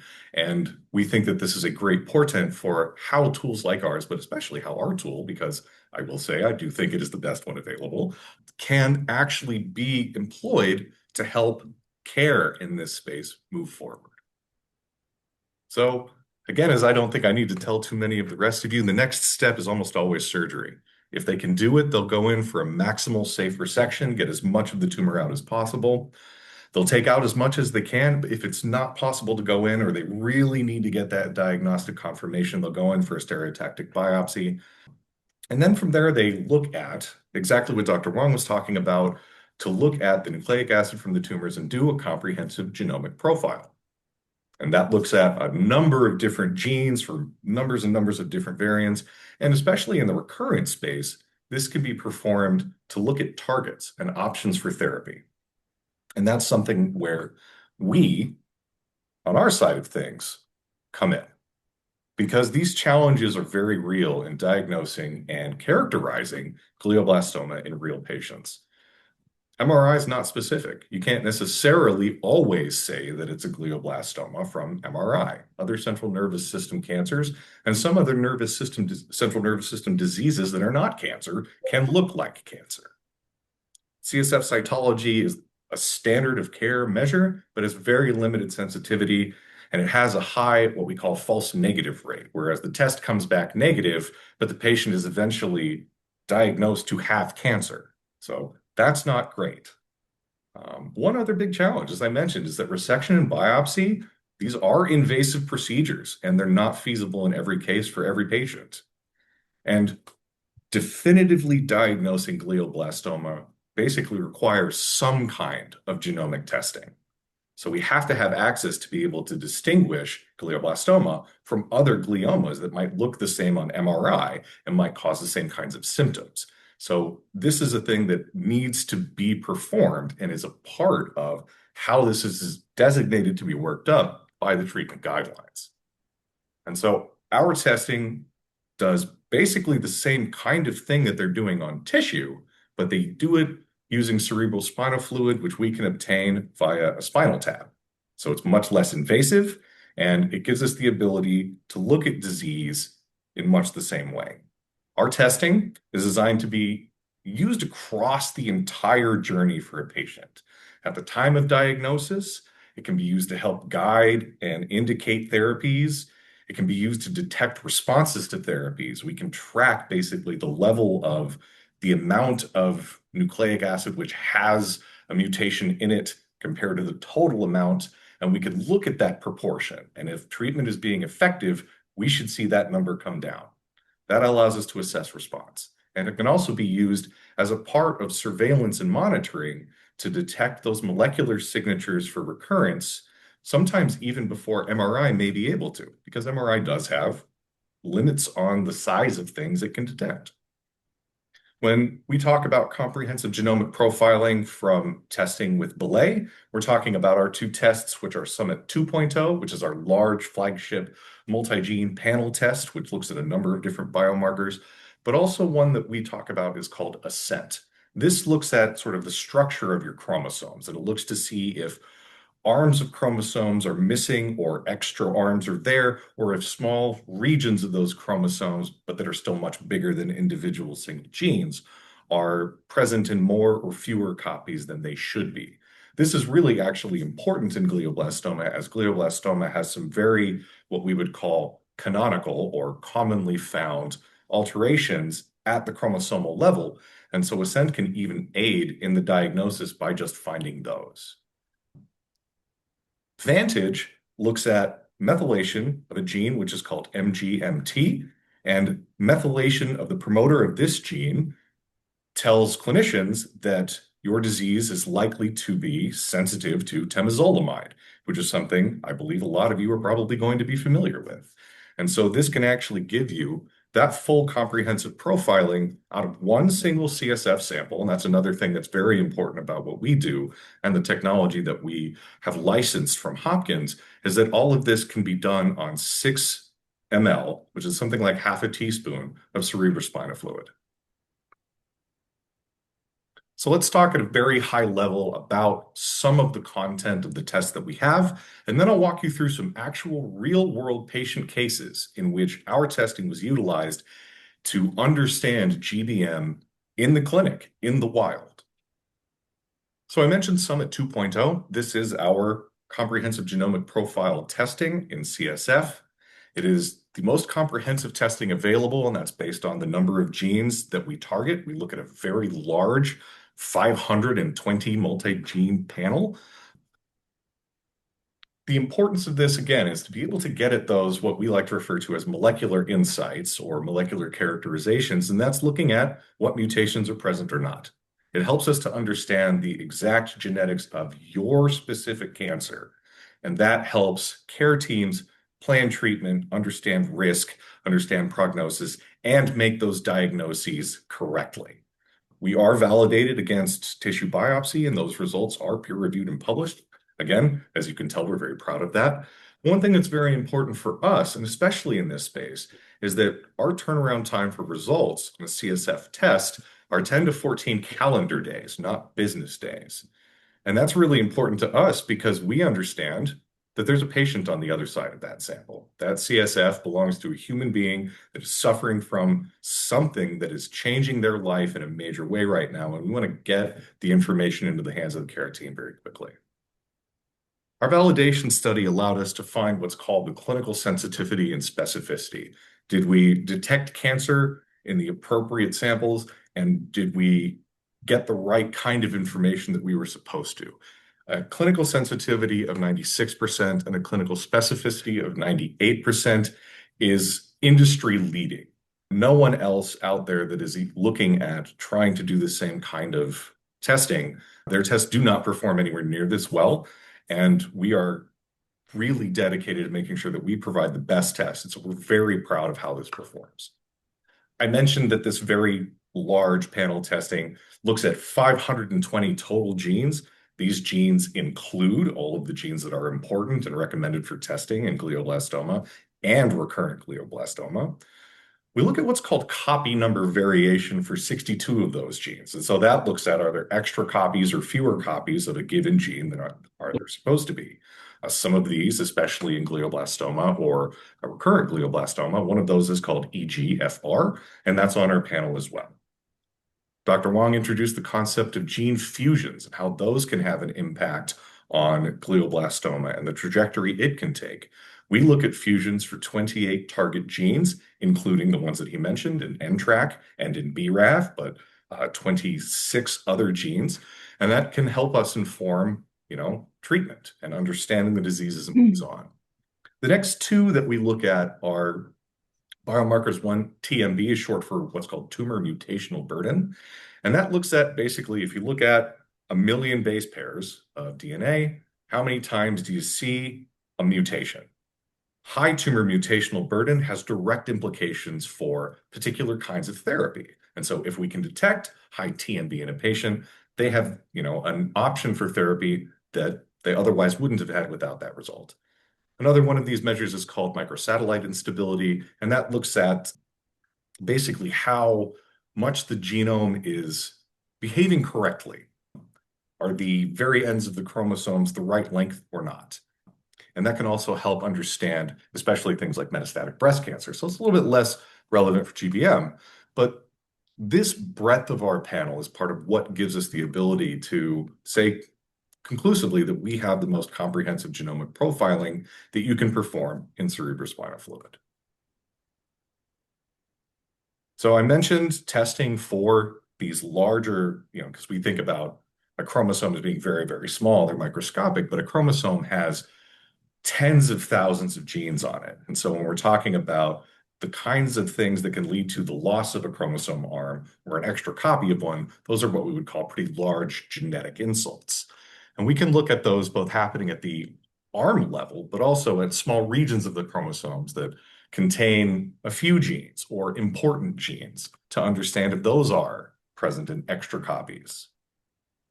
The validation study for this was actually just recently published. It's one of our more recent publications. And we were also able to determine a very, very high sensitivity for both different kinds of chromosomal alterations that we can see and a very high specificity as well. We had no false negatives in this particular assay. And I did mention that this is designed to pair with Summit 2.0. They are designed to work hand in hand with one another. Another thing that's very important about this particular test is that you don't need a lot of nucleic acid. And so in some patients, there isn't a lot of the tumor DNA and the tumor nucleic acid that's shed into the cerebrospinal fluid. So sometimes a scent can come back positive and give meaningful information where there actually isn't enough nucleic acid for a scent to be successfully performed. So this is a very important pairing with Summit 2.0 to get at all of the information about a given patient's specific cancer. And lastly, I mentioned Vantage. This is, of course, for looking at the methylation of the MGMT promoter, which predicts sensitivity to temozolomide, which is called Temodar on the brand level. This is, again, something that is highly sensitive and highly specific. All of our tests can be performed on their own, but they are really designed to work with one another. And all three of our tests can be run on the same 6 ml sample of cerebrospinal fluid. There are some very special things about our methodology that allows them to be done so. And one of those is that we use a different actual technique inside the test tube itself to determine the methylation status here. The canonical way is a chemical method, and it ends up being very harsh and it destroys about half of the DNA that's put into it. We use an enzyme that does not destroy half of the material that's put into it. And so because we retain that precious template, it gives us the ability to do this on very little input. And so again, that's part of why we're able to perform so well and do this all on one sample. So let's talk a little bit about from a very high level. I will not just hammer you guys with a list of gene names because we would be here forever. But Summit 2.0 contains all of the guideline recommended genes and biomarkers for diagnosing glioblastoma and to plan therapy looking at targeted application of specific kinds of treatment in the instance of recurrence. This is something that is very intentional. We wanted our test to be able to be utilized in this way in glioblastoma. And so at any time during your care and your journey, you can get a snapshot of where the disease might be in its evolution with this test. As I mentioned, a scent can detect chromosome alterations. Well, in glioblastoma, this is a disease that has a very, very common pattern of some chromosome arm level alterations. You get a gain on chromosome 7 and a loss on chromosome 10. This is seen in something like 3/4 of glioblastomas and is diagnostic in and of itself, especially if all of the other markers point to a glioma. That is a characteristic signal for glioblastoma. I mentioned about Vantage and how that can be utilized for temozolomide sensitivity. And one thing that I definitely wanted to point out is that our reports not only give you, one, the actual results, what was found, what mutations. The comments section also includes some interpretation of those, but they also list clinical trial options on the report based on the results from that specific sample in the relevant kinds of disease. And so if you are looking for a trial, that's a great place to start because you can take our report to your care provider and say, how do I get on this trial? Is this a good trial fit for me? And one of the other big things for us is that because this can be done without the need for literal brain surgery, and you can do this using a spinal tap, you can actually track the disease over time. You can monitor a patient and see how their GBM is evolving from your initial testing and look at it over time. And we will put all of those results on a nice graph so you can actually look at how this is going for you when you get our results. So let's talk about 3 case studies in which our testing was employed in the arena of patients with glioblastoma. The first of these cases describes a situation in which our testing was employed to try to get at that diagnosis. There was a 61-year-old male patient who had some concerning symptoms, had gone in for an MRI, and they found a new lesion. So this was concerning for at least a glioma, if not a high-grade glioma, of which GBM is one. But the location of this patient's mass was infeasible for surgery and biopsy. And so the consideration here was, how do we actually get at the correct information to characterize the patient's tumor? So the care team in this case decided to run all three of our assays, Summit 2.0, Ascent, and Vantage. And you can actually see on the right side of the slide, this is a de-identified copy of this patient's actual results. So you can see what our results will look like. To a clinician, this may mean a lot or a little.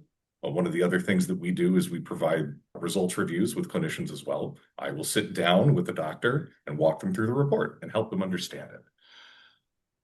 But what we found was a number of mutations that were characteristic for and helped to inform the diagnosis of glioblastoma in this patient. So we found a mutation in the promoter region for a gene called TERT. We found multiple copies beyond the normal number for EGFR. This is something that is also quite canonical in glioblastoma. And we did find that chromosome 7 gain and chromosome 10 loss that I mentioned before as being kind of characteristic for GBM. We found a few other mutations as well. This is one of the interesting things about running a large multi-gene panel, is that sometimes we get surprising results, and results that are teaching us things about the disease that we didn't have access to before. For example, this particular patient actually had an ERBB2 mutation. And so for those of you who may not know, that's HER2, which has immense applications for and importance for characterizing and treating breast cancer. And so we're learning through tests like ours that that's right, Mandy. Absolutely. You mentioned at the start of our call, Mandy has GBM and breast cancer. Oh my goodness, Mandy. But so you can see that this gives you, we're able to discern a tremendous amount of genomic information that can allow a care team to plan not only, one, the immediate diagnosis, determine treatment, and may give them information for how to address the disease even when it recurs, if it recurs down the road. And it also gives, at the time of diagnosis, this is a fantastic baseline that now at the time of recurrence, they can go back to compare to and see how the disease has changed. And that can help patients, and that can help caregivers, and that can help providers keep applying the best medicine for that specific patient. This was a very interesting case. It ended up being a new diagnosis of GBM, but the initial tissue biopsy was inconclusive. And so this is another arena in which our testing can be very useful, is if the biopsy results come back and for whatever reason you get a non-diagnostic biopsy. There is a small rate of that does happen. And I can't imagine the frustration of having undergone a stereotactic biopsy to then not get the diagnosis afterward. So this is an instance where our testing can be very, very powerful. And so this 64-year-old female patient was highly suspect to have a glioblastoma based on the imaging results, based on the symptoms, but the initial biopsy did not give enough information to be able to make the diagnosis. And so Belay's testing was performed in this case to really try to resolve that particular diagnostic uncertainty. And what we found were both 2 mutations in and many extra copies of EGFR, along with some variants in some other genes which have been known to be present in glioblastoma. And so this was enough for the care team to go, all right, so we had a non-diagnostic biopsy. Our CSF, comprehensive genomic profiling, gave us the information we needed to try to get to that information. But it wasn't just that. It was that we were also able to turn around information about the tumor mutational burden in this particular patient too. As I mentioned, high tumor mutational burden is an on-label indication for what's called immune checkpoint inhibitors. And so if you've ever heard of PD-1 or PD-L1, I don't know, maybe something that you've heard on TV or seen in a commercial, these are things that can really help patients with TMB high disease. And so a TMB high, in our case, is enough to be on label for the application of that therapy. So now not only do we have genetic variant information, gene amplification information, we've now been like, okay, and now there's a treatment avenue here. When we looked at this patient's chromosomal pattern of alterations, we again found that really canonical chromosome 7 gain, chromosome 10 loss. But one of the other things that I think this does a great way of highlighting how the looking at focal alterations could be, so alterations in small areas of chromosomes, is we were able to detect copy number losses, so fewer copies than normal, of two other genes that are very important for making this diagnosis, or three, excuse me, CDKN, 2A and 2B, and a gene called MTAP. You do not need to worry about what any of those are, aside from that detecting those was helpful in resolving this diagnostic problem. And they ran Vantage on this patient, and we found that the promoter was methylated, indicating this patient would be sensitive to TMZ. So they went from non-diagnostic biopsy to informing the diagnosis and having options for therapy right off the rip with 1 6 ml sample of cerebrospinal fluid. They didn't even have to have brain surgery. And then the last case I'd like to talk with you guys about is looking at recurrent glioblastoma. Recurrence is a slightly different challenge than the initial diagnosis, because primarily on initial diagnosis, anybody that can will get a resection and temozolomide, or they'll get temozolomide and radiation, or all three.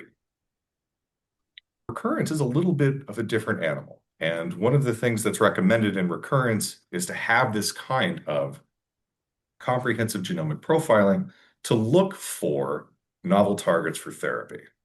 But it can also be utilized in this particular case to see if the disease has changed or grown. And so in this 69-year-old female patient who had a history of GBM that had already recurred once before, there was concern for what's called leptomeningeal spread. What does that mean?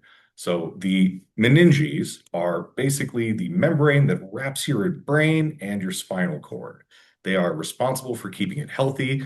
They're actually where the cerebrospinal fluid lives, is inside some of the layers of the meninges, and spread to that is not uncommon in some kinds of cancer, GBM included. You can actually get the cancer trying to live in that space, effectively in the cerebrospinal fluid itself.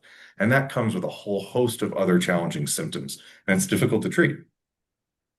This patient had had a broad array of previous therapy. They had undergone resection, temozolomide, and radiation. They were also on tumor treatment fields at the time of the concern for recurrence and spread.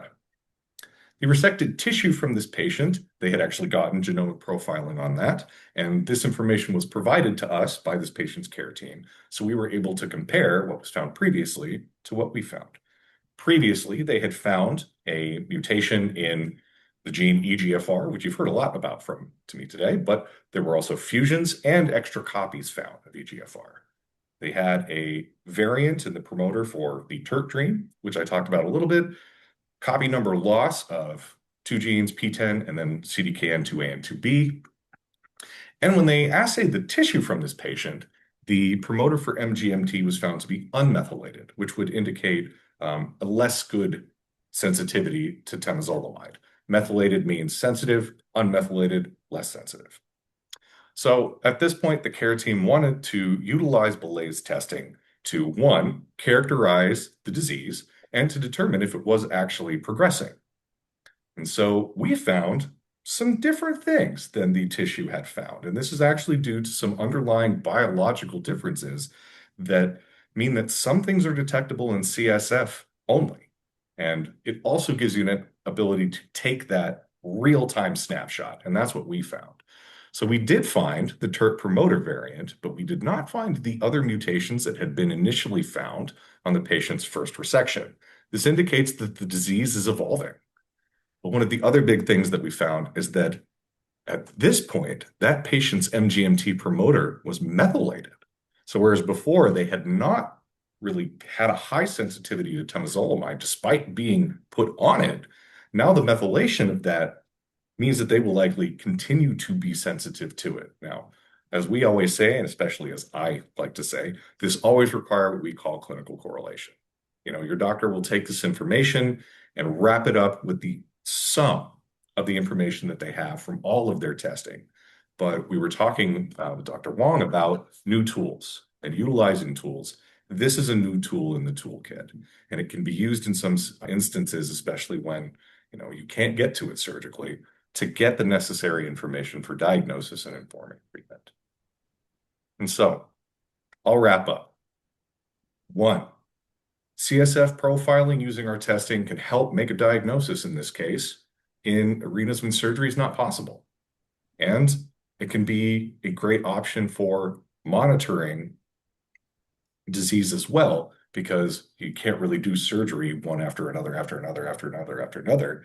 Whereas a lumbar puncture, if you could potentially do that as frequently as every few weeks. In cases for suspected progression, our testing is very powerful. It can both determine that what is happening is indeed likely to be recurrence, and it can also provide therapeutic targets in the instance of recurrence, and also reveal disease evolution. Cancer is nasty. It does not like to be predictable. And so retesting and understanding the genetics and genomics at the time of recurrence is very important. And this is a really fantastic suite of tools to be able to do that. And something that thinks a little bit more future state is that molecular characterization. And so when I say that, it's the kind of testing that we need. So if you hear that term, molecular characterization, we're talking about looking at nucleic acid, DNA, RNA, looking for mutations, getting an understanding of the subcellular biology that's going on. Molecular characterization of GBM using CSF liquid biopsy from us is extremely powerful. And this is a really excellent tool for the emerging era of managing central nervous system cancers and GBMs as well. And so I hope that this has been informative. I hope that you've learned a lot. I hope that you now know something about a tool which is out there and available on the market today. And with that, I'd like to thank you very much for the opportunity and the honor to come and speak to you. And if you have additional questions, I invite you to contact us.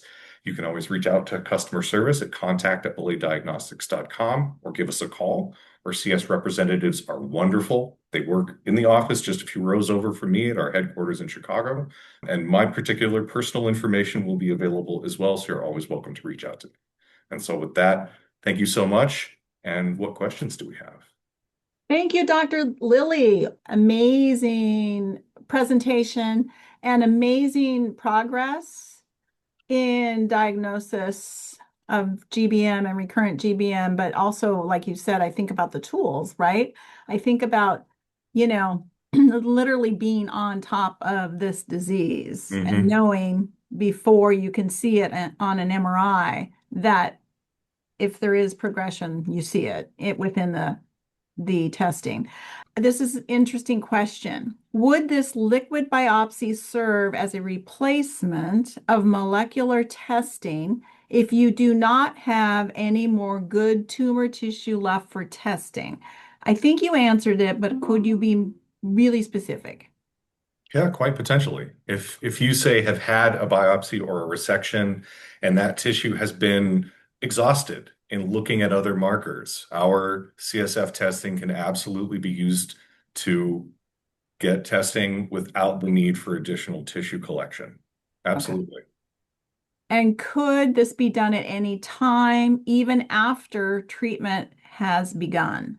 Yes, it can. And in fact, utilizing our testing at any time, you don't have to have this at the time of diagnosis. And in fact, oftentimes we're brought in to help understand the disease over time once treatment has been initiated.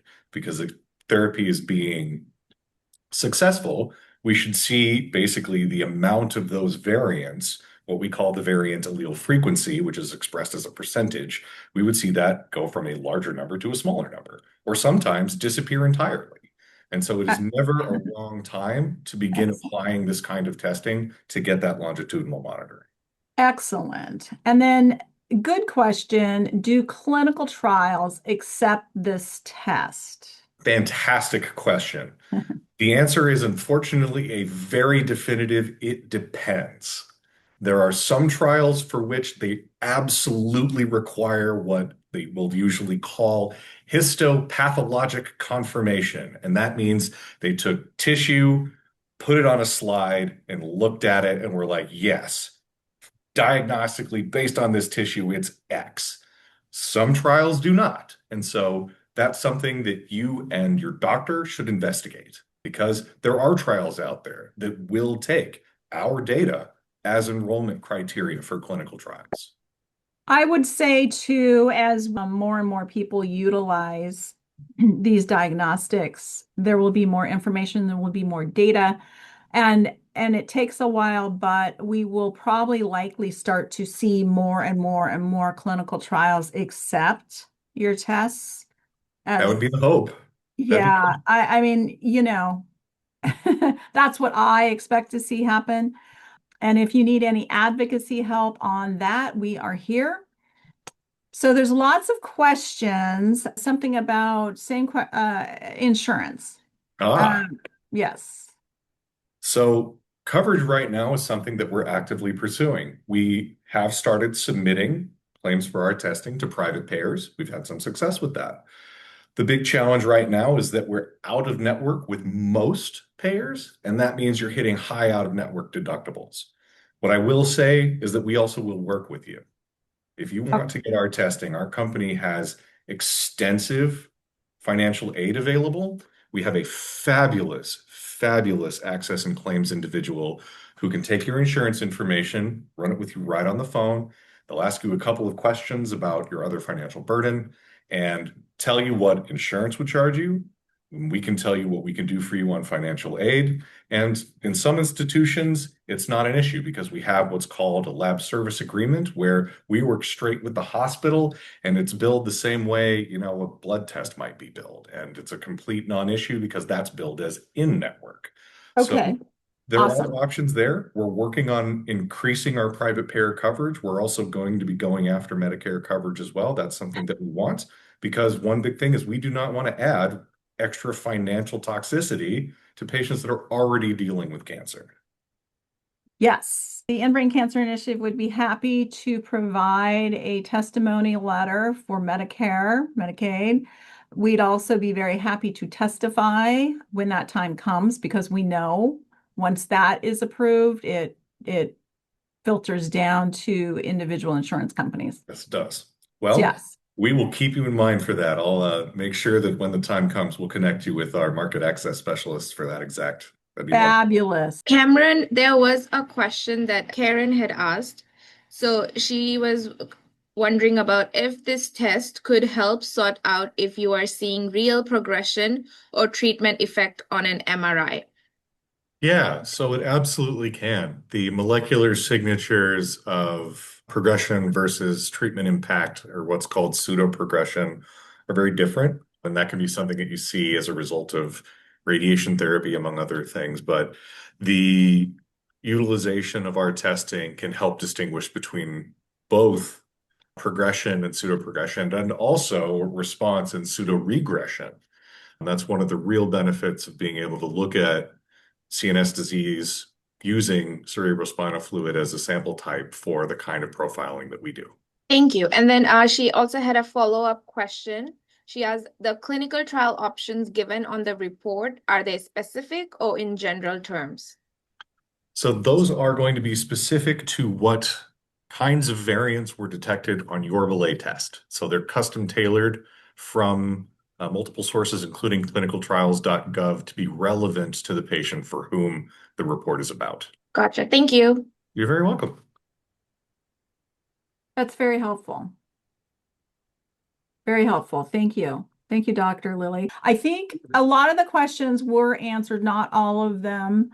Again, you see on your screen, contact@belaydiagnostics.com for any questions you may have. So Dr. Michael Magnifico, we call him Dr. Michael, is going to talk to us today about something incredibly interesting. And it's a phase 2 clinical trial for a product called Immune 12. And I will say this is intriguing and completely out of the box, which makes it incredibly interesting, but he does have the data to back it up. So really quickly, he holds 3 board certifications: internal medicine, medical oncology, and hematology. During his decades of clinical practice, he directly cared for patients throughout Northwest Connecticut, notably at Sharon Hospital, Charlotte, Hungerford Hospital, and New Milford Hospital, and served as medical director of the VNA Hospice in Torrington for 30 years. VA, is that Visiting Nurse Association? It is indeed, yes. Okay, thank you. He received his Bachelorette of Medical Sciences from Dartmouth Medical School and obtained his medical degree from Columbia University College of Physicians and Surgeons. His residencies in medicine and anatomic pathology. What is anatomic pathology? It's not clinical pathology. Okay. It is simply the interpretation of anatomic abnormalities and the biopsies that Dr. Lilly was speaking about. Thank you. At Columbia Presbyterian Medical Center, and he completed his fellowships in medical oncology and hematology at Yale School of Medicine. He wants you to take away 2 things, if not more. Strong evidence suggests that the novel biologic Immune 12 has significant activity against high-grade glial tumors, and an ongoing phase 2 clinical trial in Australia at 2 different sites is designed to confirm that assumption.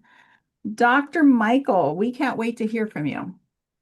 Well, thank you very much. I really have to start off in saying that Dellann, you and the mission team, we are extremely grateful at Pacific Marine Biotech, which is the name of the company which I represent today. We're very, very happy to be invited to present here. I should also say that the content of all of the things that I will say are educational and not intended to be therapeutic advice in any fashion, especially since we do not have FDA approval on most of our indications. And today I plan to talk a bit about Pacific Marine Biotech, our company, its purpose, our products, our projects that are ongoing, and our plans for the future. So we are a small company. However, we're in 2 continents, so that probably should count for something. We have a small product line, and by the name of the company, Pacific Marine Biotech, and by the background that you just looked at, I strongly suspect that you have concluded that our product is probably marine-based, and indeed it is. It is a mixture of the marine animals and flora that you see here. Most of it is sea cucumber, 2 different species.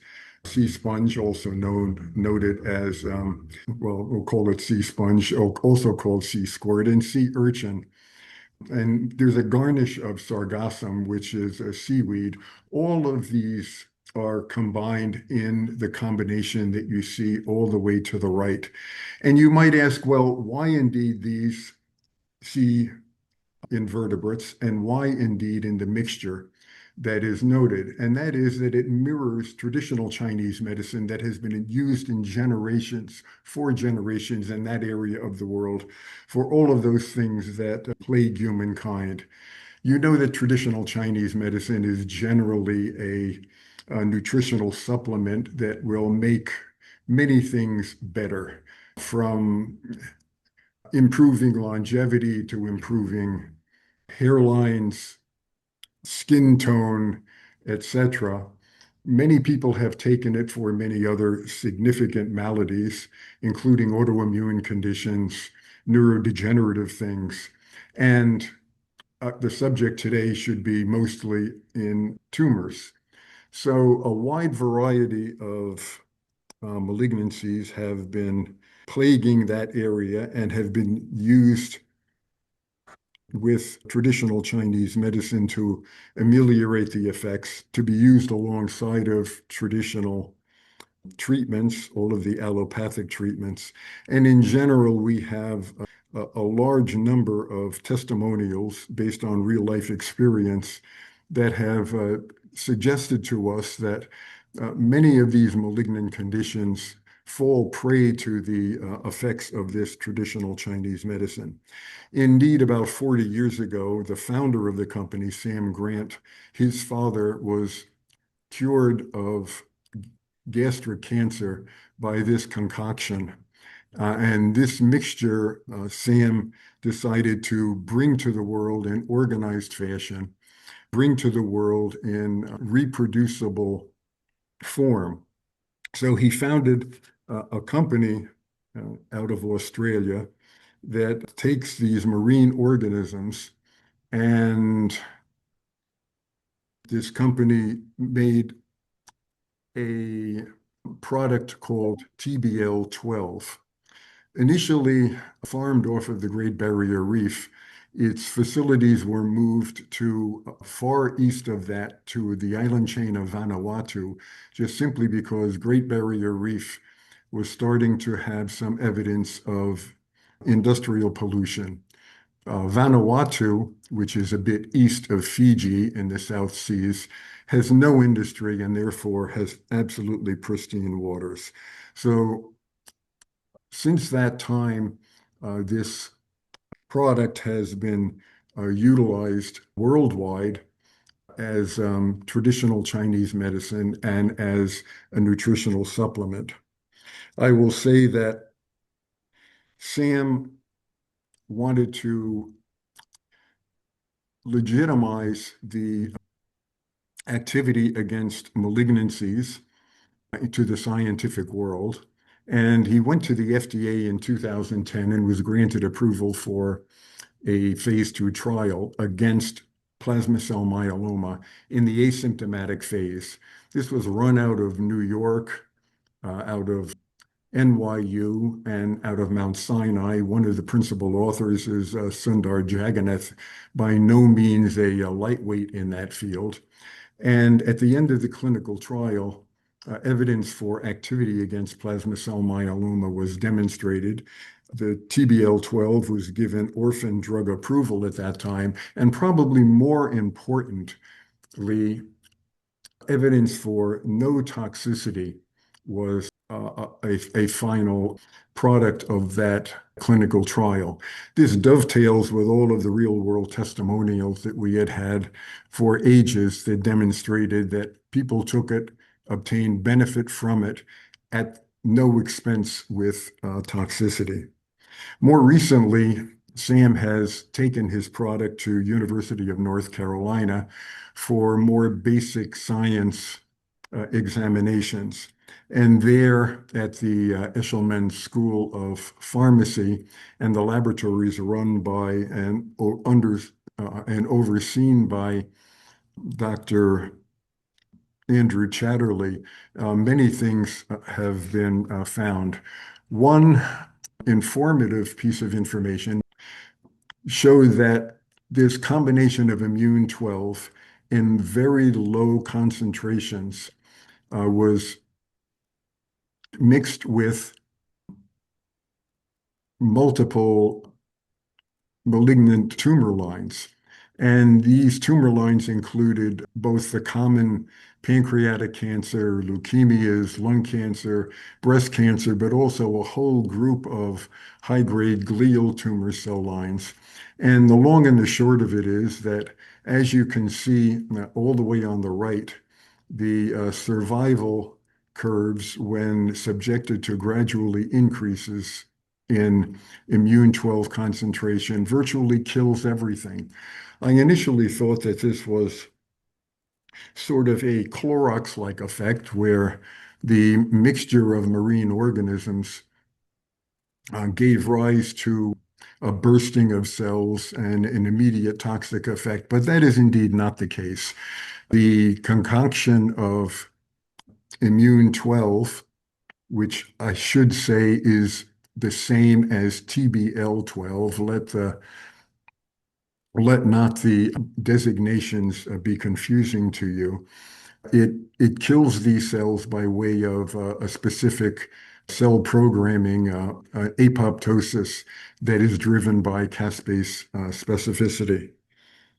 So with that information, the principals in this company have decided that more research should probably be done with the high-grade glial tumors, because indeed many of our patients did have high-grade glial tumors due to the present time, and some of those effects and some of those results were really rather astounding.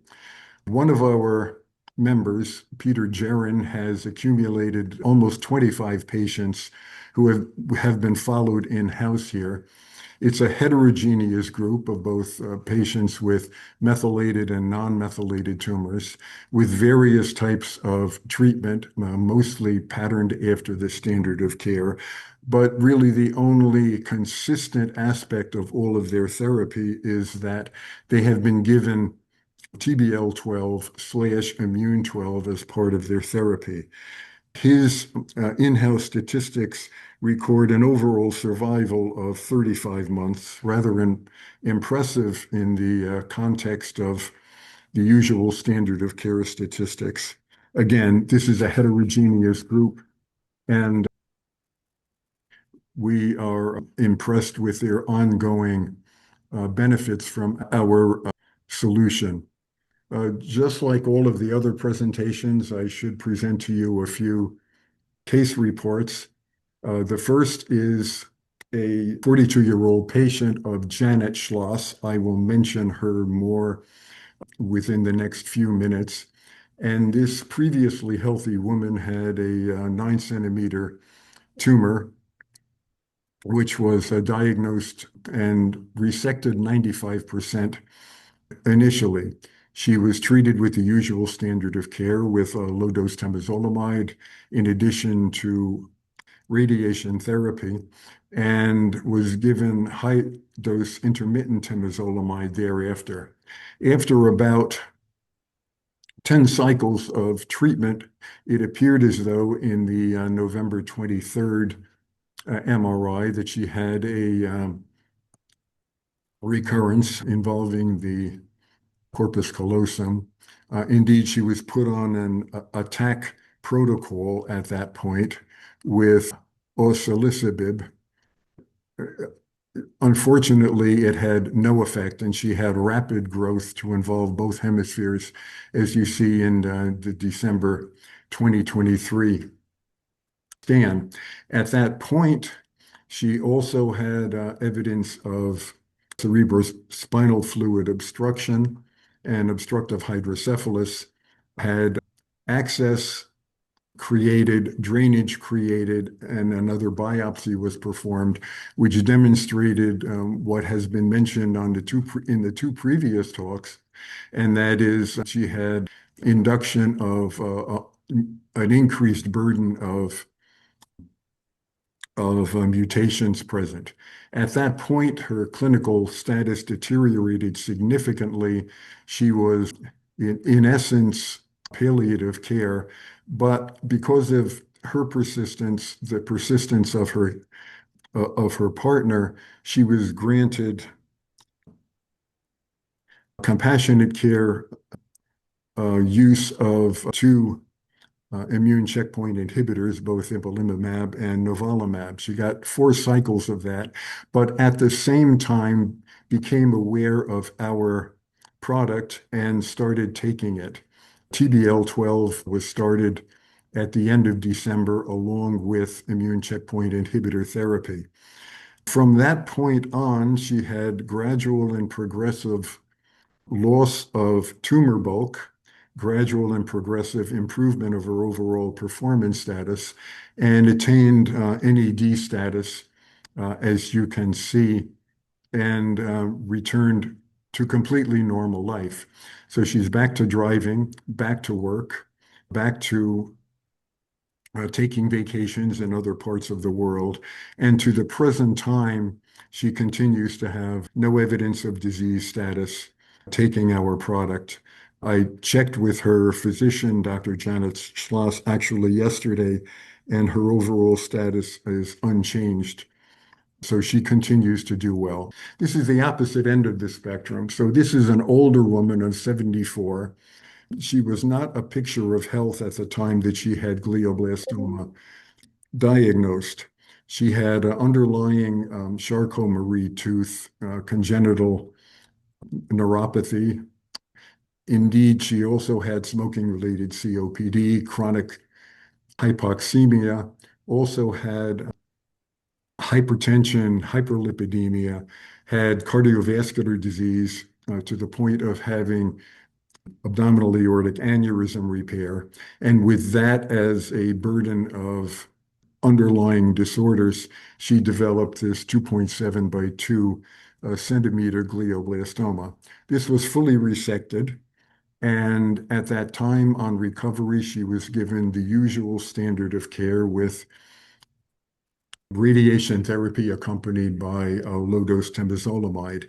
At that time, however, her son became aware of our product, and she was given it along with the chemoradiation therapy. At the completion of chemoradiation therapy, she decided that she wanted no further standard of care and therefore received no additional treatments with high-dose temozolomide or any of the other adjunctive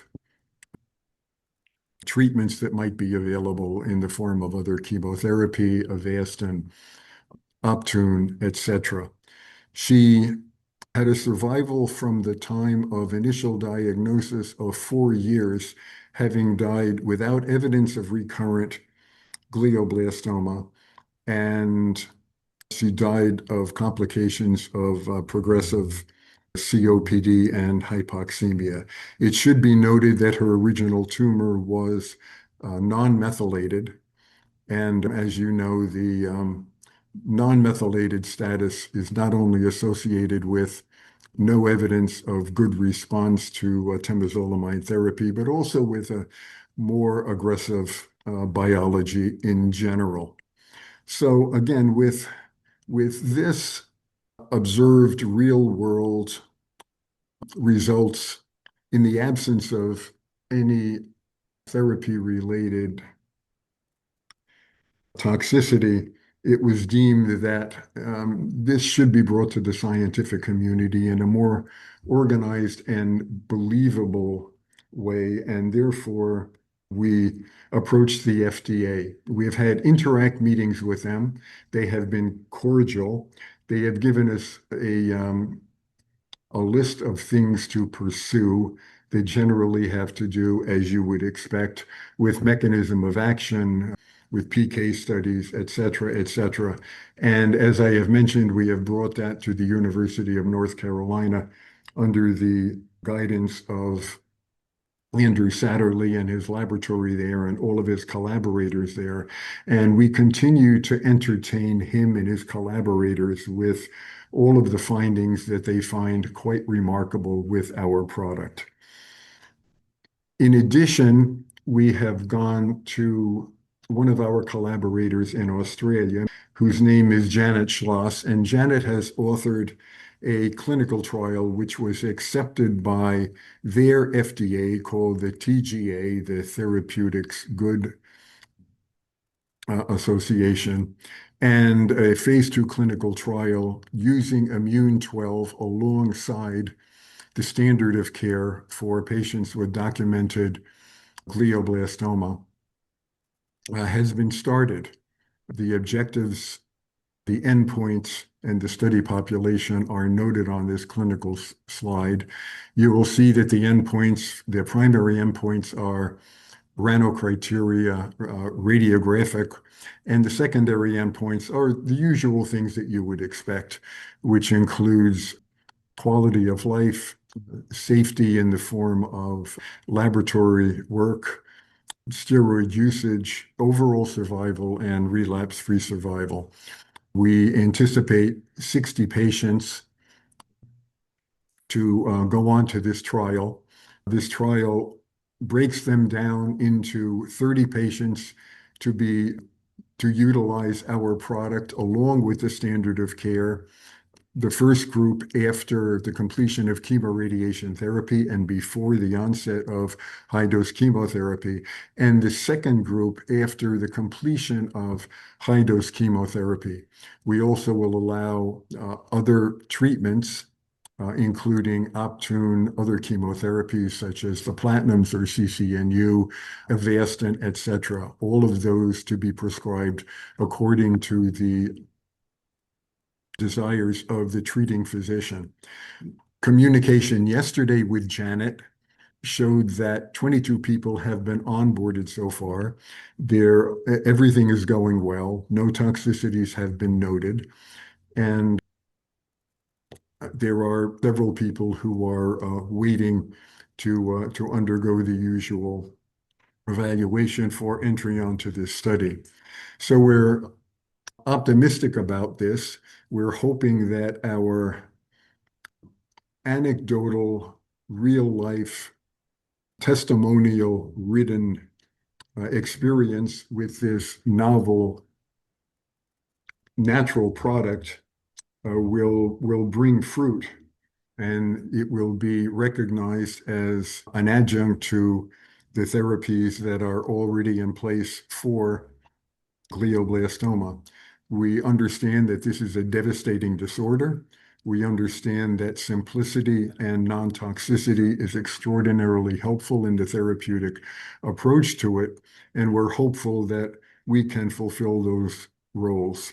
And as I should have said initially, this is something entirely different than the multiplicity of therapies that are available to us.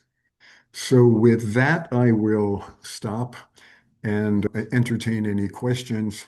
Also, if there is still interest in discussing testosterone and glioblastoma, I would be happy to do that. Let's see. Thank you, Dr. Michael. So this is a great question, one that is anticipated. Is this available to purchase in the United States or anywhere? Well, TBL12 is available worldwide.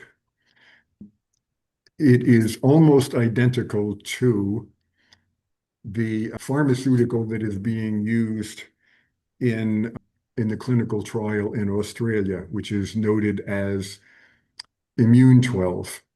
In the United States, because there is no FDA approval, we have a nutritional supplement that is spoken of as C-Care, and C-Care is a bit diluted in comparison to the original products. It's a bit diluted in comparison to the Immune 12 that is being used in the clinical trial in Australia. But there is also now a C-Care Plus that is available that is almost as potent as the therapeutic entity used in the clinical trial in Australia. So that's a bit confusing. I should say that the background, the basis of all of it are the 5 marine organisms that I noted in the initial slide presentation. It's just that their dilutions are a bit altered because of regulatory factors. I hope that's not too complicated. It's a bit confusing to me sometimes. It's okay. I would say to anybody out there listening and interested in either the 2 trials that are in Australia or interested in purchasing the product in the United States, Shreya, our patient navigator, can actually help you with all of those details. She has all of those details at her fingertips, so she can help you with access. So I would say to contact her It's Shreya, SHREYA, at endbraincancer.org. She also is presenting a little bit later today, and she'll provide her direct phone number for you as well. And she'll provide her email address again. I think you addressed this, but we should address it right now. What are some of the side effects, if Uh, any? there are virtually none. In the clinical trial that was performed in New York against multiple myeloma, it was noteworthy that there were really no side effects associated with it. There was one patient who got into trouble with pneumonia, and that was deemed by the principal investigator and the reviewers to not be associated with this. I will say that a very rare patient, and I have to say very rare, gets some nausea with this. Generally, we ask folks if they are repelled a little by marine products to mix it in with something that will modify its taste or its aroma. And so people mix it in juice, in coffee. We've had occasional folks mix it in wine, but it's very, very rare that it will give rise to any sort of nausea. Again, a very, very rare patient will have diarrhea with it. And I'm really not sure how to react to that, but it's virtually side effect free. Does it have a color to it? Oh, sure, it's brown. It doesn't look particularly appetizing. It comes packaged and frozen from the other end of the world. It comes in little packets that are about twice as large as the packets that mustard and mayonnaise and ketchup are present in. We generally have people keep them frozen and thaw them at the time of use. Excellent. Excellent. That's pretty, fascinating. Talk about thinking outside of the box. It, Love it. it is, as I said, something completely different. So again, Dr. Michael, thank you so much for your presentation. If there are more questions, please have them come in. Again, Shreya from my team is well versed. She's met with these investigators. She's met with Dr. Michael. She's well versed in this particular trial as well as the products. So feel free to reach out to her Do for you more have a minute, Dellann? questions and guidance. I I could do. I could come back to the testosterone issue that was brought up Yeah, earlier. you know what? Can you talk about that and then we'll move on? Right. Because that's From a bioenergetics perspective, all of these tumors arise in a situation that is estrogen dominant. Estrogen does things to the cell that make energy generation at the mitochondrial level extremely difficult. It puts people into a non-energetic state. It it underlies really the proliferation of and the support of the growth of any malignancy. So things that antagonize that estrogen predominant state, and those would include all of the things that are aromatase inhibitors, the natural ones being progesterone, pregnenolone, testosterone, dihydrotestosterone, and DHEA to a lesser extent would all antagonize that metabolic state and increase the availability of energy in the energy generation and the normalcy of energy generation through the mitochondrial electron chain. So that may be the source of the information that was previously presented, that testosterone may have some beneficial effects in the treatment, I would say, of all malignancies, just simply because all malignancies have the same bioenergetic profile. They are all metabolic abnormalities. They are all diseases primarily of mitochondrial energy generation. And anything that would improve mitochondrial energy generation in the usual way through oxidative phosphorylation is antagonistic to the growth of cancer. So that would be my take on that particular subject. Thank you, Dr. Michael. Very informative. I'm really glad that you brought us back to that question. Thank you so You're much. welcome. And again, Appreciate thank you so much for having us present here and making our product available. Hopefully, in the future, we'll have more substantive information from that. our clinical trial and from the efforts at UNC that we can bring to the fore here. Absolutely. Absolutely. I mean, that's what it takes, right? It takes bringing things forward to create change. And, Yes. that is what Pacific Marine Bio is doing. And so hats off to them because, it wasn't all that long ago where Novacure was doing the same thing by bringing in, tumor treating fields as a potential treatment option for GBM. And now, of course, look where they're at today. So thank you so much, Dr. Michael and You're quite Pacific welcome, Marine and thank Bio. you very much. Thank you. God bless. Take care now. Thank you. Now within the agenda, it's time for the End Brain Cancer Initiative's annual National Hope Award. And so this is an award and it's a disease education, a patient disease education program and initiative that we do every year through the help of sponsorship through Novacure.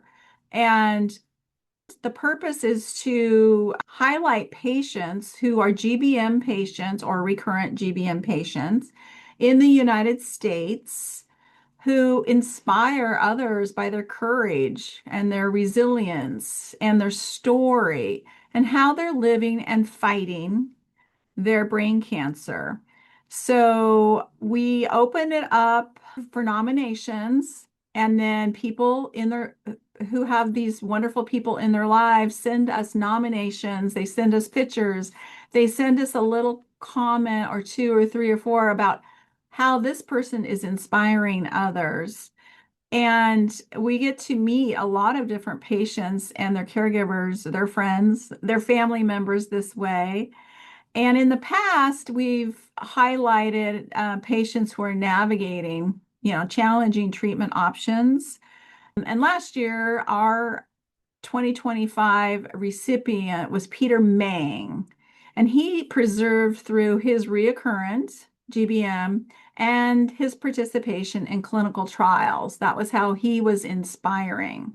So again, this program is supported by Novacure. It's very important. It helps us create education. It helps us create more one-on-one engagement with patients and families and their caregivers. And so, Peter, it's so great to be able to talk about you again. And now let's roll forward to our 2026. Our final two nominees are those two folks you see there right on your screen, Dustin Wooten and Becky Maroney. And I have a little information on both of them, which I'd like to read if I could. And I do think there's some video that we have of them as well. Mallory is actually Dustin's wife, and she is the one who nominated him. And you see him in the picture there with his wife and their children. And she detailed Dustin's diagnosis, how it occurred suddenly in 2025 after he experienced headaches and vision problems, which led to a rapid decline despite aggressive treatment, including radiation, immunotherapy, and the LIT procedure. They are working closely with Dr. Patel at UT Southwestern and thinking about creative treatment approaches, including off-label therapies and clinical trials. Mallory emphasized the need for better patient and caregiver education, and particularly those around glioblastoma, and expressed her interest in speaking at future caregiver events that EBCI has to share their experience and advocate for others facing similar challenges. I am wondering if we're able to roll that video of Dustin. I have this vivid memory of July 4th, 2025. Dustin never complains, but he was saying he had a headache. And by Tuesday, he said, my eyes are kind of giving me trouble. We ended up going to the emergency room. There's nothing like that initial CT with a mass on it to tell you that something's not right. He had two solid tumors, but 4 foci. And they said that's basically more tumors trying to form, or it's trying to spread. There is hope in just spending quality time with your family. And there is hope in being the best version of yourself. There is still hope. It's not giving up. You're not giving up the fight, but there's hope in what you did will now help someone else. And I have a little bit more information about Becky, if I may share. So, Becky, you interviewed with one of my staff, Susan, and with her sister, Julie. And Julie's here today with us too, about Becky's journey with glioblastoma. She was actually diagnosed in October of 2021. Becky shared how she initially recovered a poor prognosis from doctors in New Jersey who suggested only 16 to 18 months of life expectancy. But she moved to Kansas, where she began treatment with Optune for 3 years under the care of Dr. Tunser, a neuro-oncologist who became a key advocate for her care.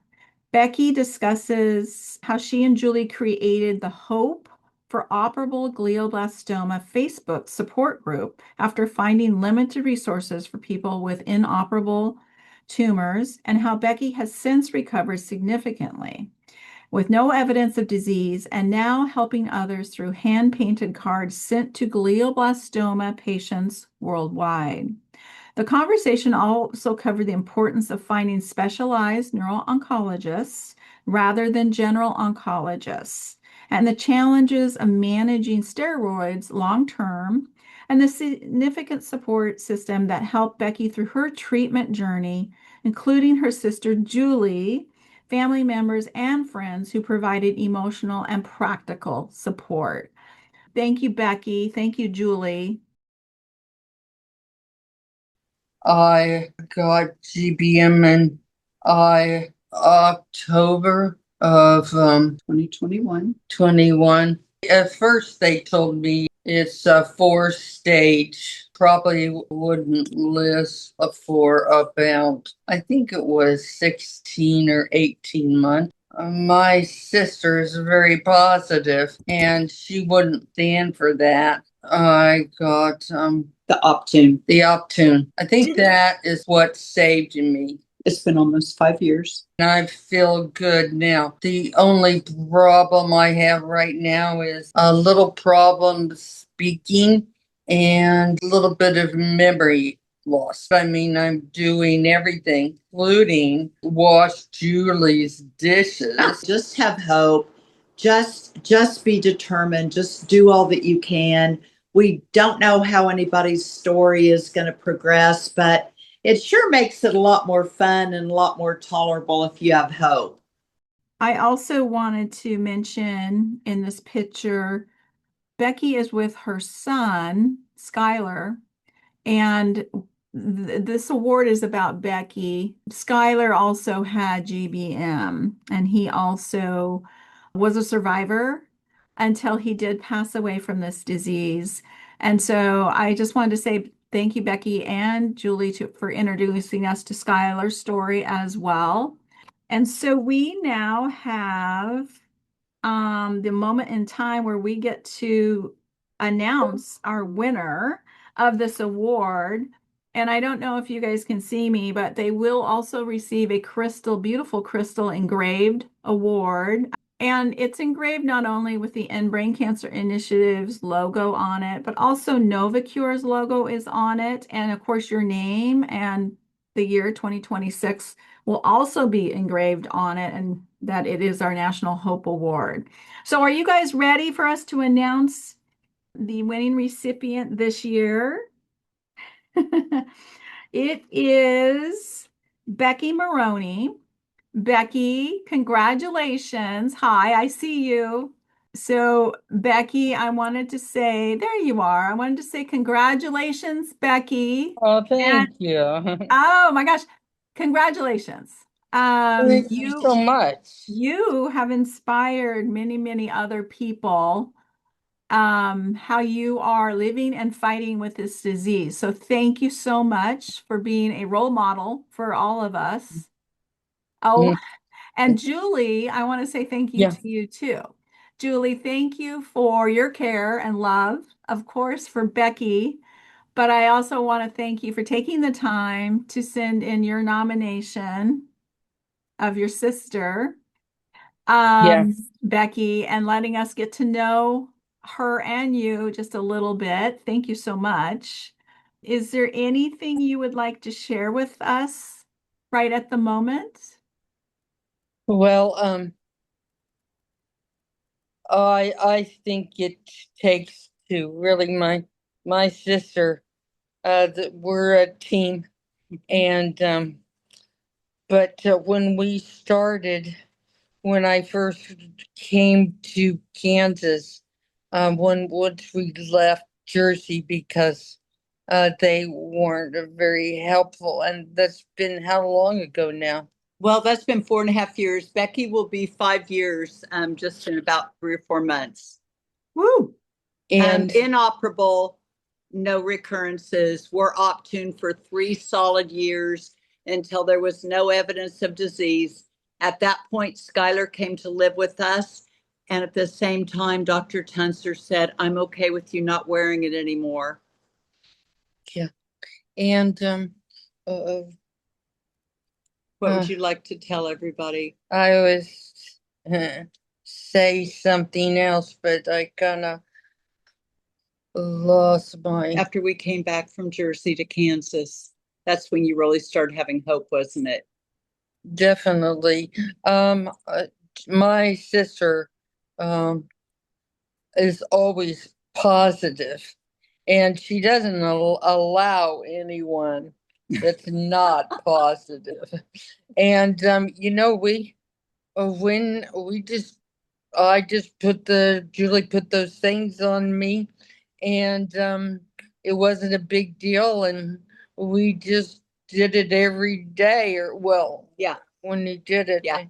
And I just got to I got used to them. Yeah. And it and then when I don't know, I'm thinking that everybody that has GBM, Yes. if they can, they should use the UT. I think it's uh Responsible. yeah, Yeah. and saved my life. I Thank really you. do. Thank you, Becky. I have a question for you, and this is something I always ask people. Like what is the one thing that you wish you had been told when you were diagnosed with GBM? Well, we're gonna talk about, because my what's his name, Well, you had an oncologist yeah, but the one that and also a radiologist. he was horrible, because he said that women usually doesn't opt for that because it messes up their hair. Oh, yes. Have you heard that before, that they think that women don't want to lose their hair? Well, Anyway, I've definitely heard that before. I would say that's with any treatment, right? Males and females don't really want to lose their hair. I've heard that many, many times from many, many patients. but I and my oncologist, he wasn't much help. And then when I came here to Jersey, To Kansas. Kansas, this one my doctor, Uh-huh. he just said, this is what we got to get started Yeah. on. Yep. Made all the difference. He's been her cheerleader. Everybody needs a healthcare provider and a specialist like that. Yeah. Yeah. For Yeah. sure. Well, that might be your biggest message, which is people should be working with a specialist in the Yes. area of GBM. That Yes. includes the neurosurgeon and the Yes. radiologist Yes. and the neuro-oncologist. And so you're really lucky, Becky, right? Yeah, I didn't have any surgery either. Right. She had the biopsy. Yes, your tumor was inoperable, Yes. correct? Right. Yes. Yep. And look at you. Look at how great you're doing. So Becky is a fierce warrior, a devoted mother, and a beacon of hope for the glioblastoma community. And Um, can one of you tell us a little more about the Facebook group that you started? well, Julie started it, Uh-huh. so why don't you say something? When my sister was first diagnosed, it was truly just a death sentence. I mean, they told her she could even skip some radiation and see her family because it really, wouldn't make any difference. And I knew that it would, and I'd been on Facebook groups and I'd done a lot of research, but every time I would say something about Becky trying to get knowledge on a Facebook group, everybody would say, "Oh, she's not really inoperable. You just haven't gone to enough places yet. You'll find the right doctor." And it's just not true. And if somebody tells you you may totally lose the ability to speak, and worse, that makes it inoperable to us. So, and we did get a couple other opinions. So I just wanted to have somewhere where people that are inoperable to come, where they don't have to get all the feedback of, "Oh, have you tried enough opinions? Have you gone here? Have you gone there?" We just know, okay, you're inoperable. Everybody else is here too. These are the things that we've tried to do, and just support them from where they are. Mm-hmm. Mm-hmm. Very good. Very good. I would love to be a guest, whatever, on your Facebook page at some point. That would be great. That'd be awesome. I just want to thank you, Becky, for your strength and your inspiration to so many others. And thank you for showing up today. I know we are running a little long. I apologize for that. But you are an inspiration, and that is what the National Hope Award is all about. So you are just showing up for life every single day in a positive way and making a difference to so many people. So thank you. Oh, thank you so much for uh I'm just uh I'm just happy that we're together, and we're always positive, and we're happy, and what else can And we just try to support other people and show Yeah. them that going on 5 years with inoperable, Yes. Yes. Very, very inspiring. Becky, we'll be sending out to you. You have a Crystal Award coming your way from the End Brain Cancer Initiative. And Oh, nice. yeah. And I know we have a lot of information. I can't talk about all of it right now, but we'll be in touch. We have a lot of information that we can help other people understand this disease with some of Okay. that information. So, Anything we can do, oh, we right. can do. Yeah, thank you, Becky and Julie. of course. Thank you. Thank you so much. Have a great rest of your day. Thank you you. guys very, very much. It's You're welcome. really very, very meaningful. Oh, yes. Thank you. And you are very, very meaningful to us too. Thank you. Okay. Thank you. Are we able to put the slide up of Dustin and his family? So Dustin Wooten and his wife Mallory, right there. Mallory is who nominated her husband Dustin, and we were very moved by their story and her story and their family's story. And they created in our hearts a lot of hope. And so when it came down to our top two nominees this year, Dustin was definitely one of them. And I want to thank you, Mallory, for sharing a lot of your thoughts and Dustin's thoughts with the End Brain Cancer Initiative as well. So thank you. I do want to take a moment to acknowledge Dustin.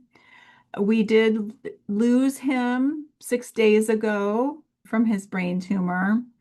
And so our love goes out to your family, Mallory, and your daughters, and of course to Dustin as well. So, and we are changing the future forever. So thank you for your help in doing that. I think I can announce this. Mallory is going to be speaking at our Caregivers webinar in November. I believe it'll be the first Friday in November.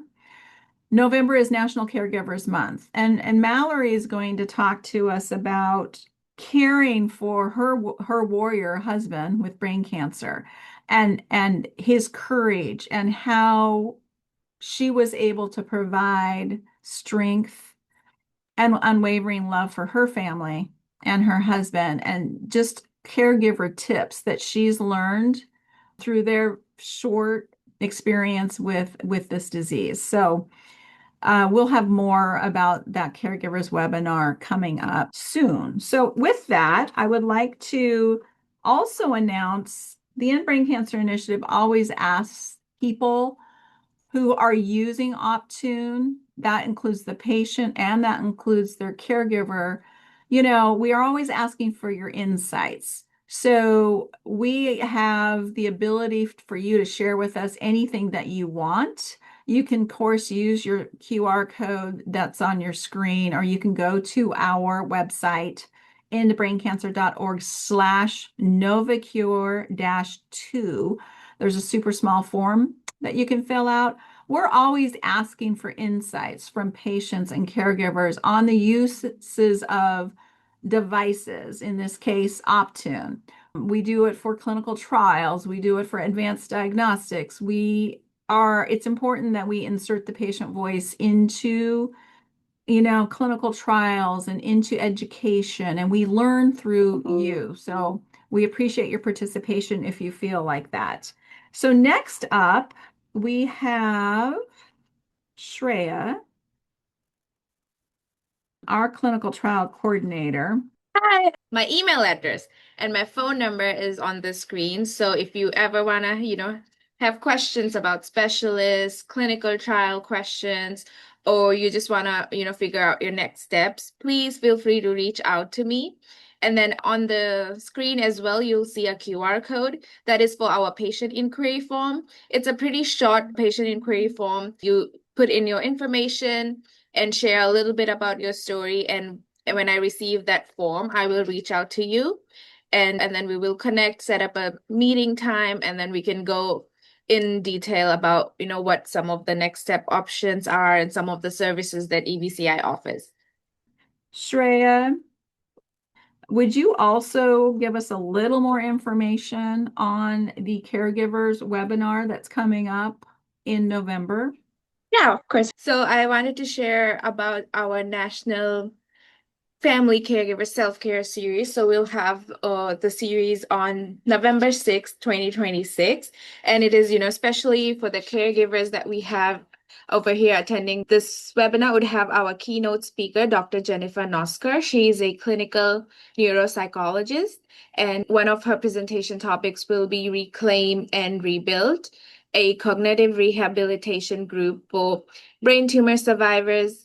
And Dellann also mentioned Mallory will be joining as one of our speakers for the webinar as well. And she will be talking about her caregiving experience while, she was caregiving for her husband. So I really encourage you guys, if you guys are free November 6th, please join us. We'll have some good sessions and we'll be talking mainly about a lot of the things that would be caregiver focused. I'm looking forward to seeing you guys on November 6th as well. There's the QR code on the screen. If you scan that, it will take you to the registration form.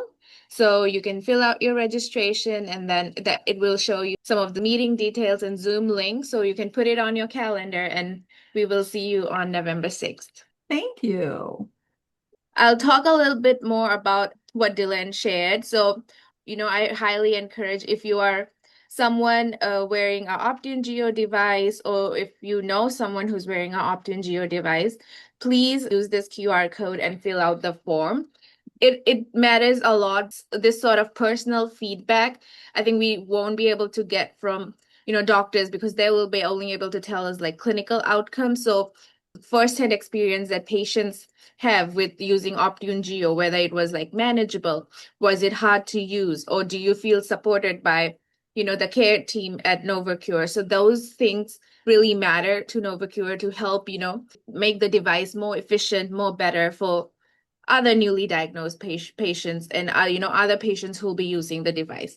So please, if you have time, I highly encourage you guys to just fill out the form. On the screen, you will see some of the example questions that we have about your feedback, about what you feel about the device. So yeah, if you have time, just please feel free to fill out that form using that QR code. Thank you, Shreya. We're working on a project for pediatrics, brain cancer. And so we're putting together a roundtable, and we are seeking 2 brain cancer pediatric healthcare providers to participate in this roundtable, 2 parents of children with brain cancer, and 2 young adults, adolescent adults with brain cancer. So we're wanting to learn from you during this roundtable, what they wish they had been told at time of diagnosis, what treatment options they wish they had had access to now that they know more about them, what quality of life looks like for them, their child, what survivorship looks like to them and their child, what they wish healthcare providers knew from their perspectives, what they wish the pharma industry knew from their perspective. And so it'll be a really great educational roundtable. And so we are putting it out there because we want people, if they're interested, to come to us. You can contact me directly at the End Brain Cancer Initiative. I am producing this webinar myself, and my email address is Dellann, DELLANN, at endbraincancer.org. So feel free to contact me and let me know if you're interested, or you would like to refer somebody else to participate that I should talk to and interview. And I'd love to do that. So thank you so much. Thank you. It takes a village to put something like this together, market it ahead of time, and then produce it. And then the after part, it's creating patient disease educational videos out of today's webinar, and then using all kinds of different methods for distribution, right, of this information. So we want to thank again our longtime sponsor for our Know All Your Treatment Options webinar, which is Novocure. And this year we also had support by Pacific Marine Biotech, Belay Diagnostics, Great Purpose Productions, WIM Social, and Brown Health University. So thank you so much. Okay, we are concluding our Know All Your Treatment Options and Recurrent GBM Options, Treatment Options webinar. Thank you, everybody. There's our contact information. If you have any follow-up questions or ever want to get a hold of us, that's another way. These are other ways to get a hold of us. Thank you, everyone, for attending. And always let us know if there's a particular topic you'd like us to cover. We're open to your suggestions. Thank you.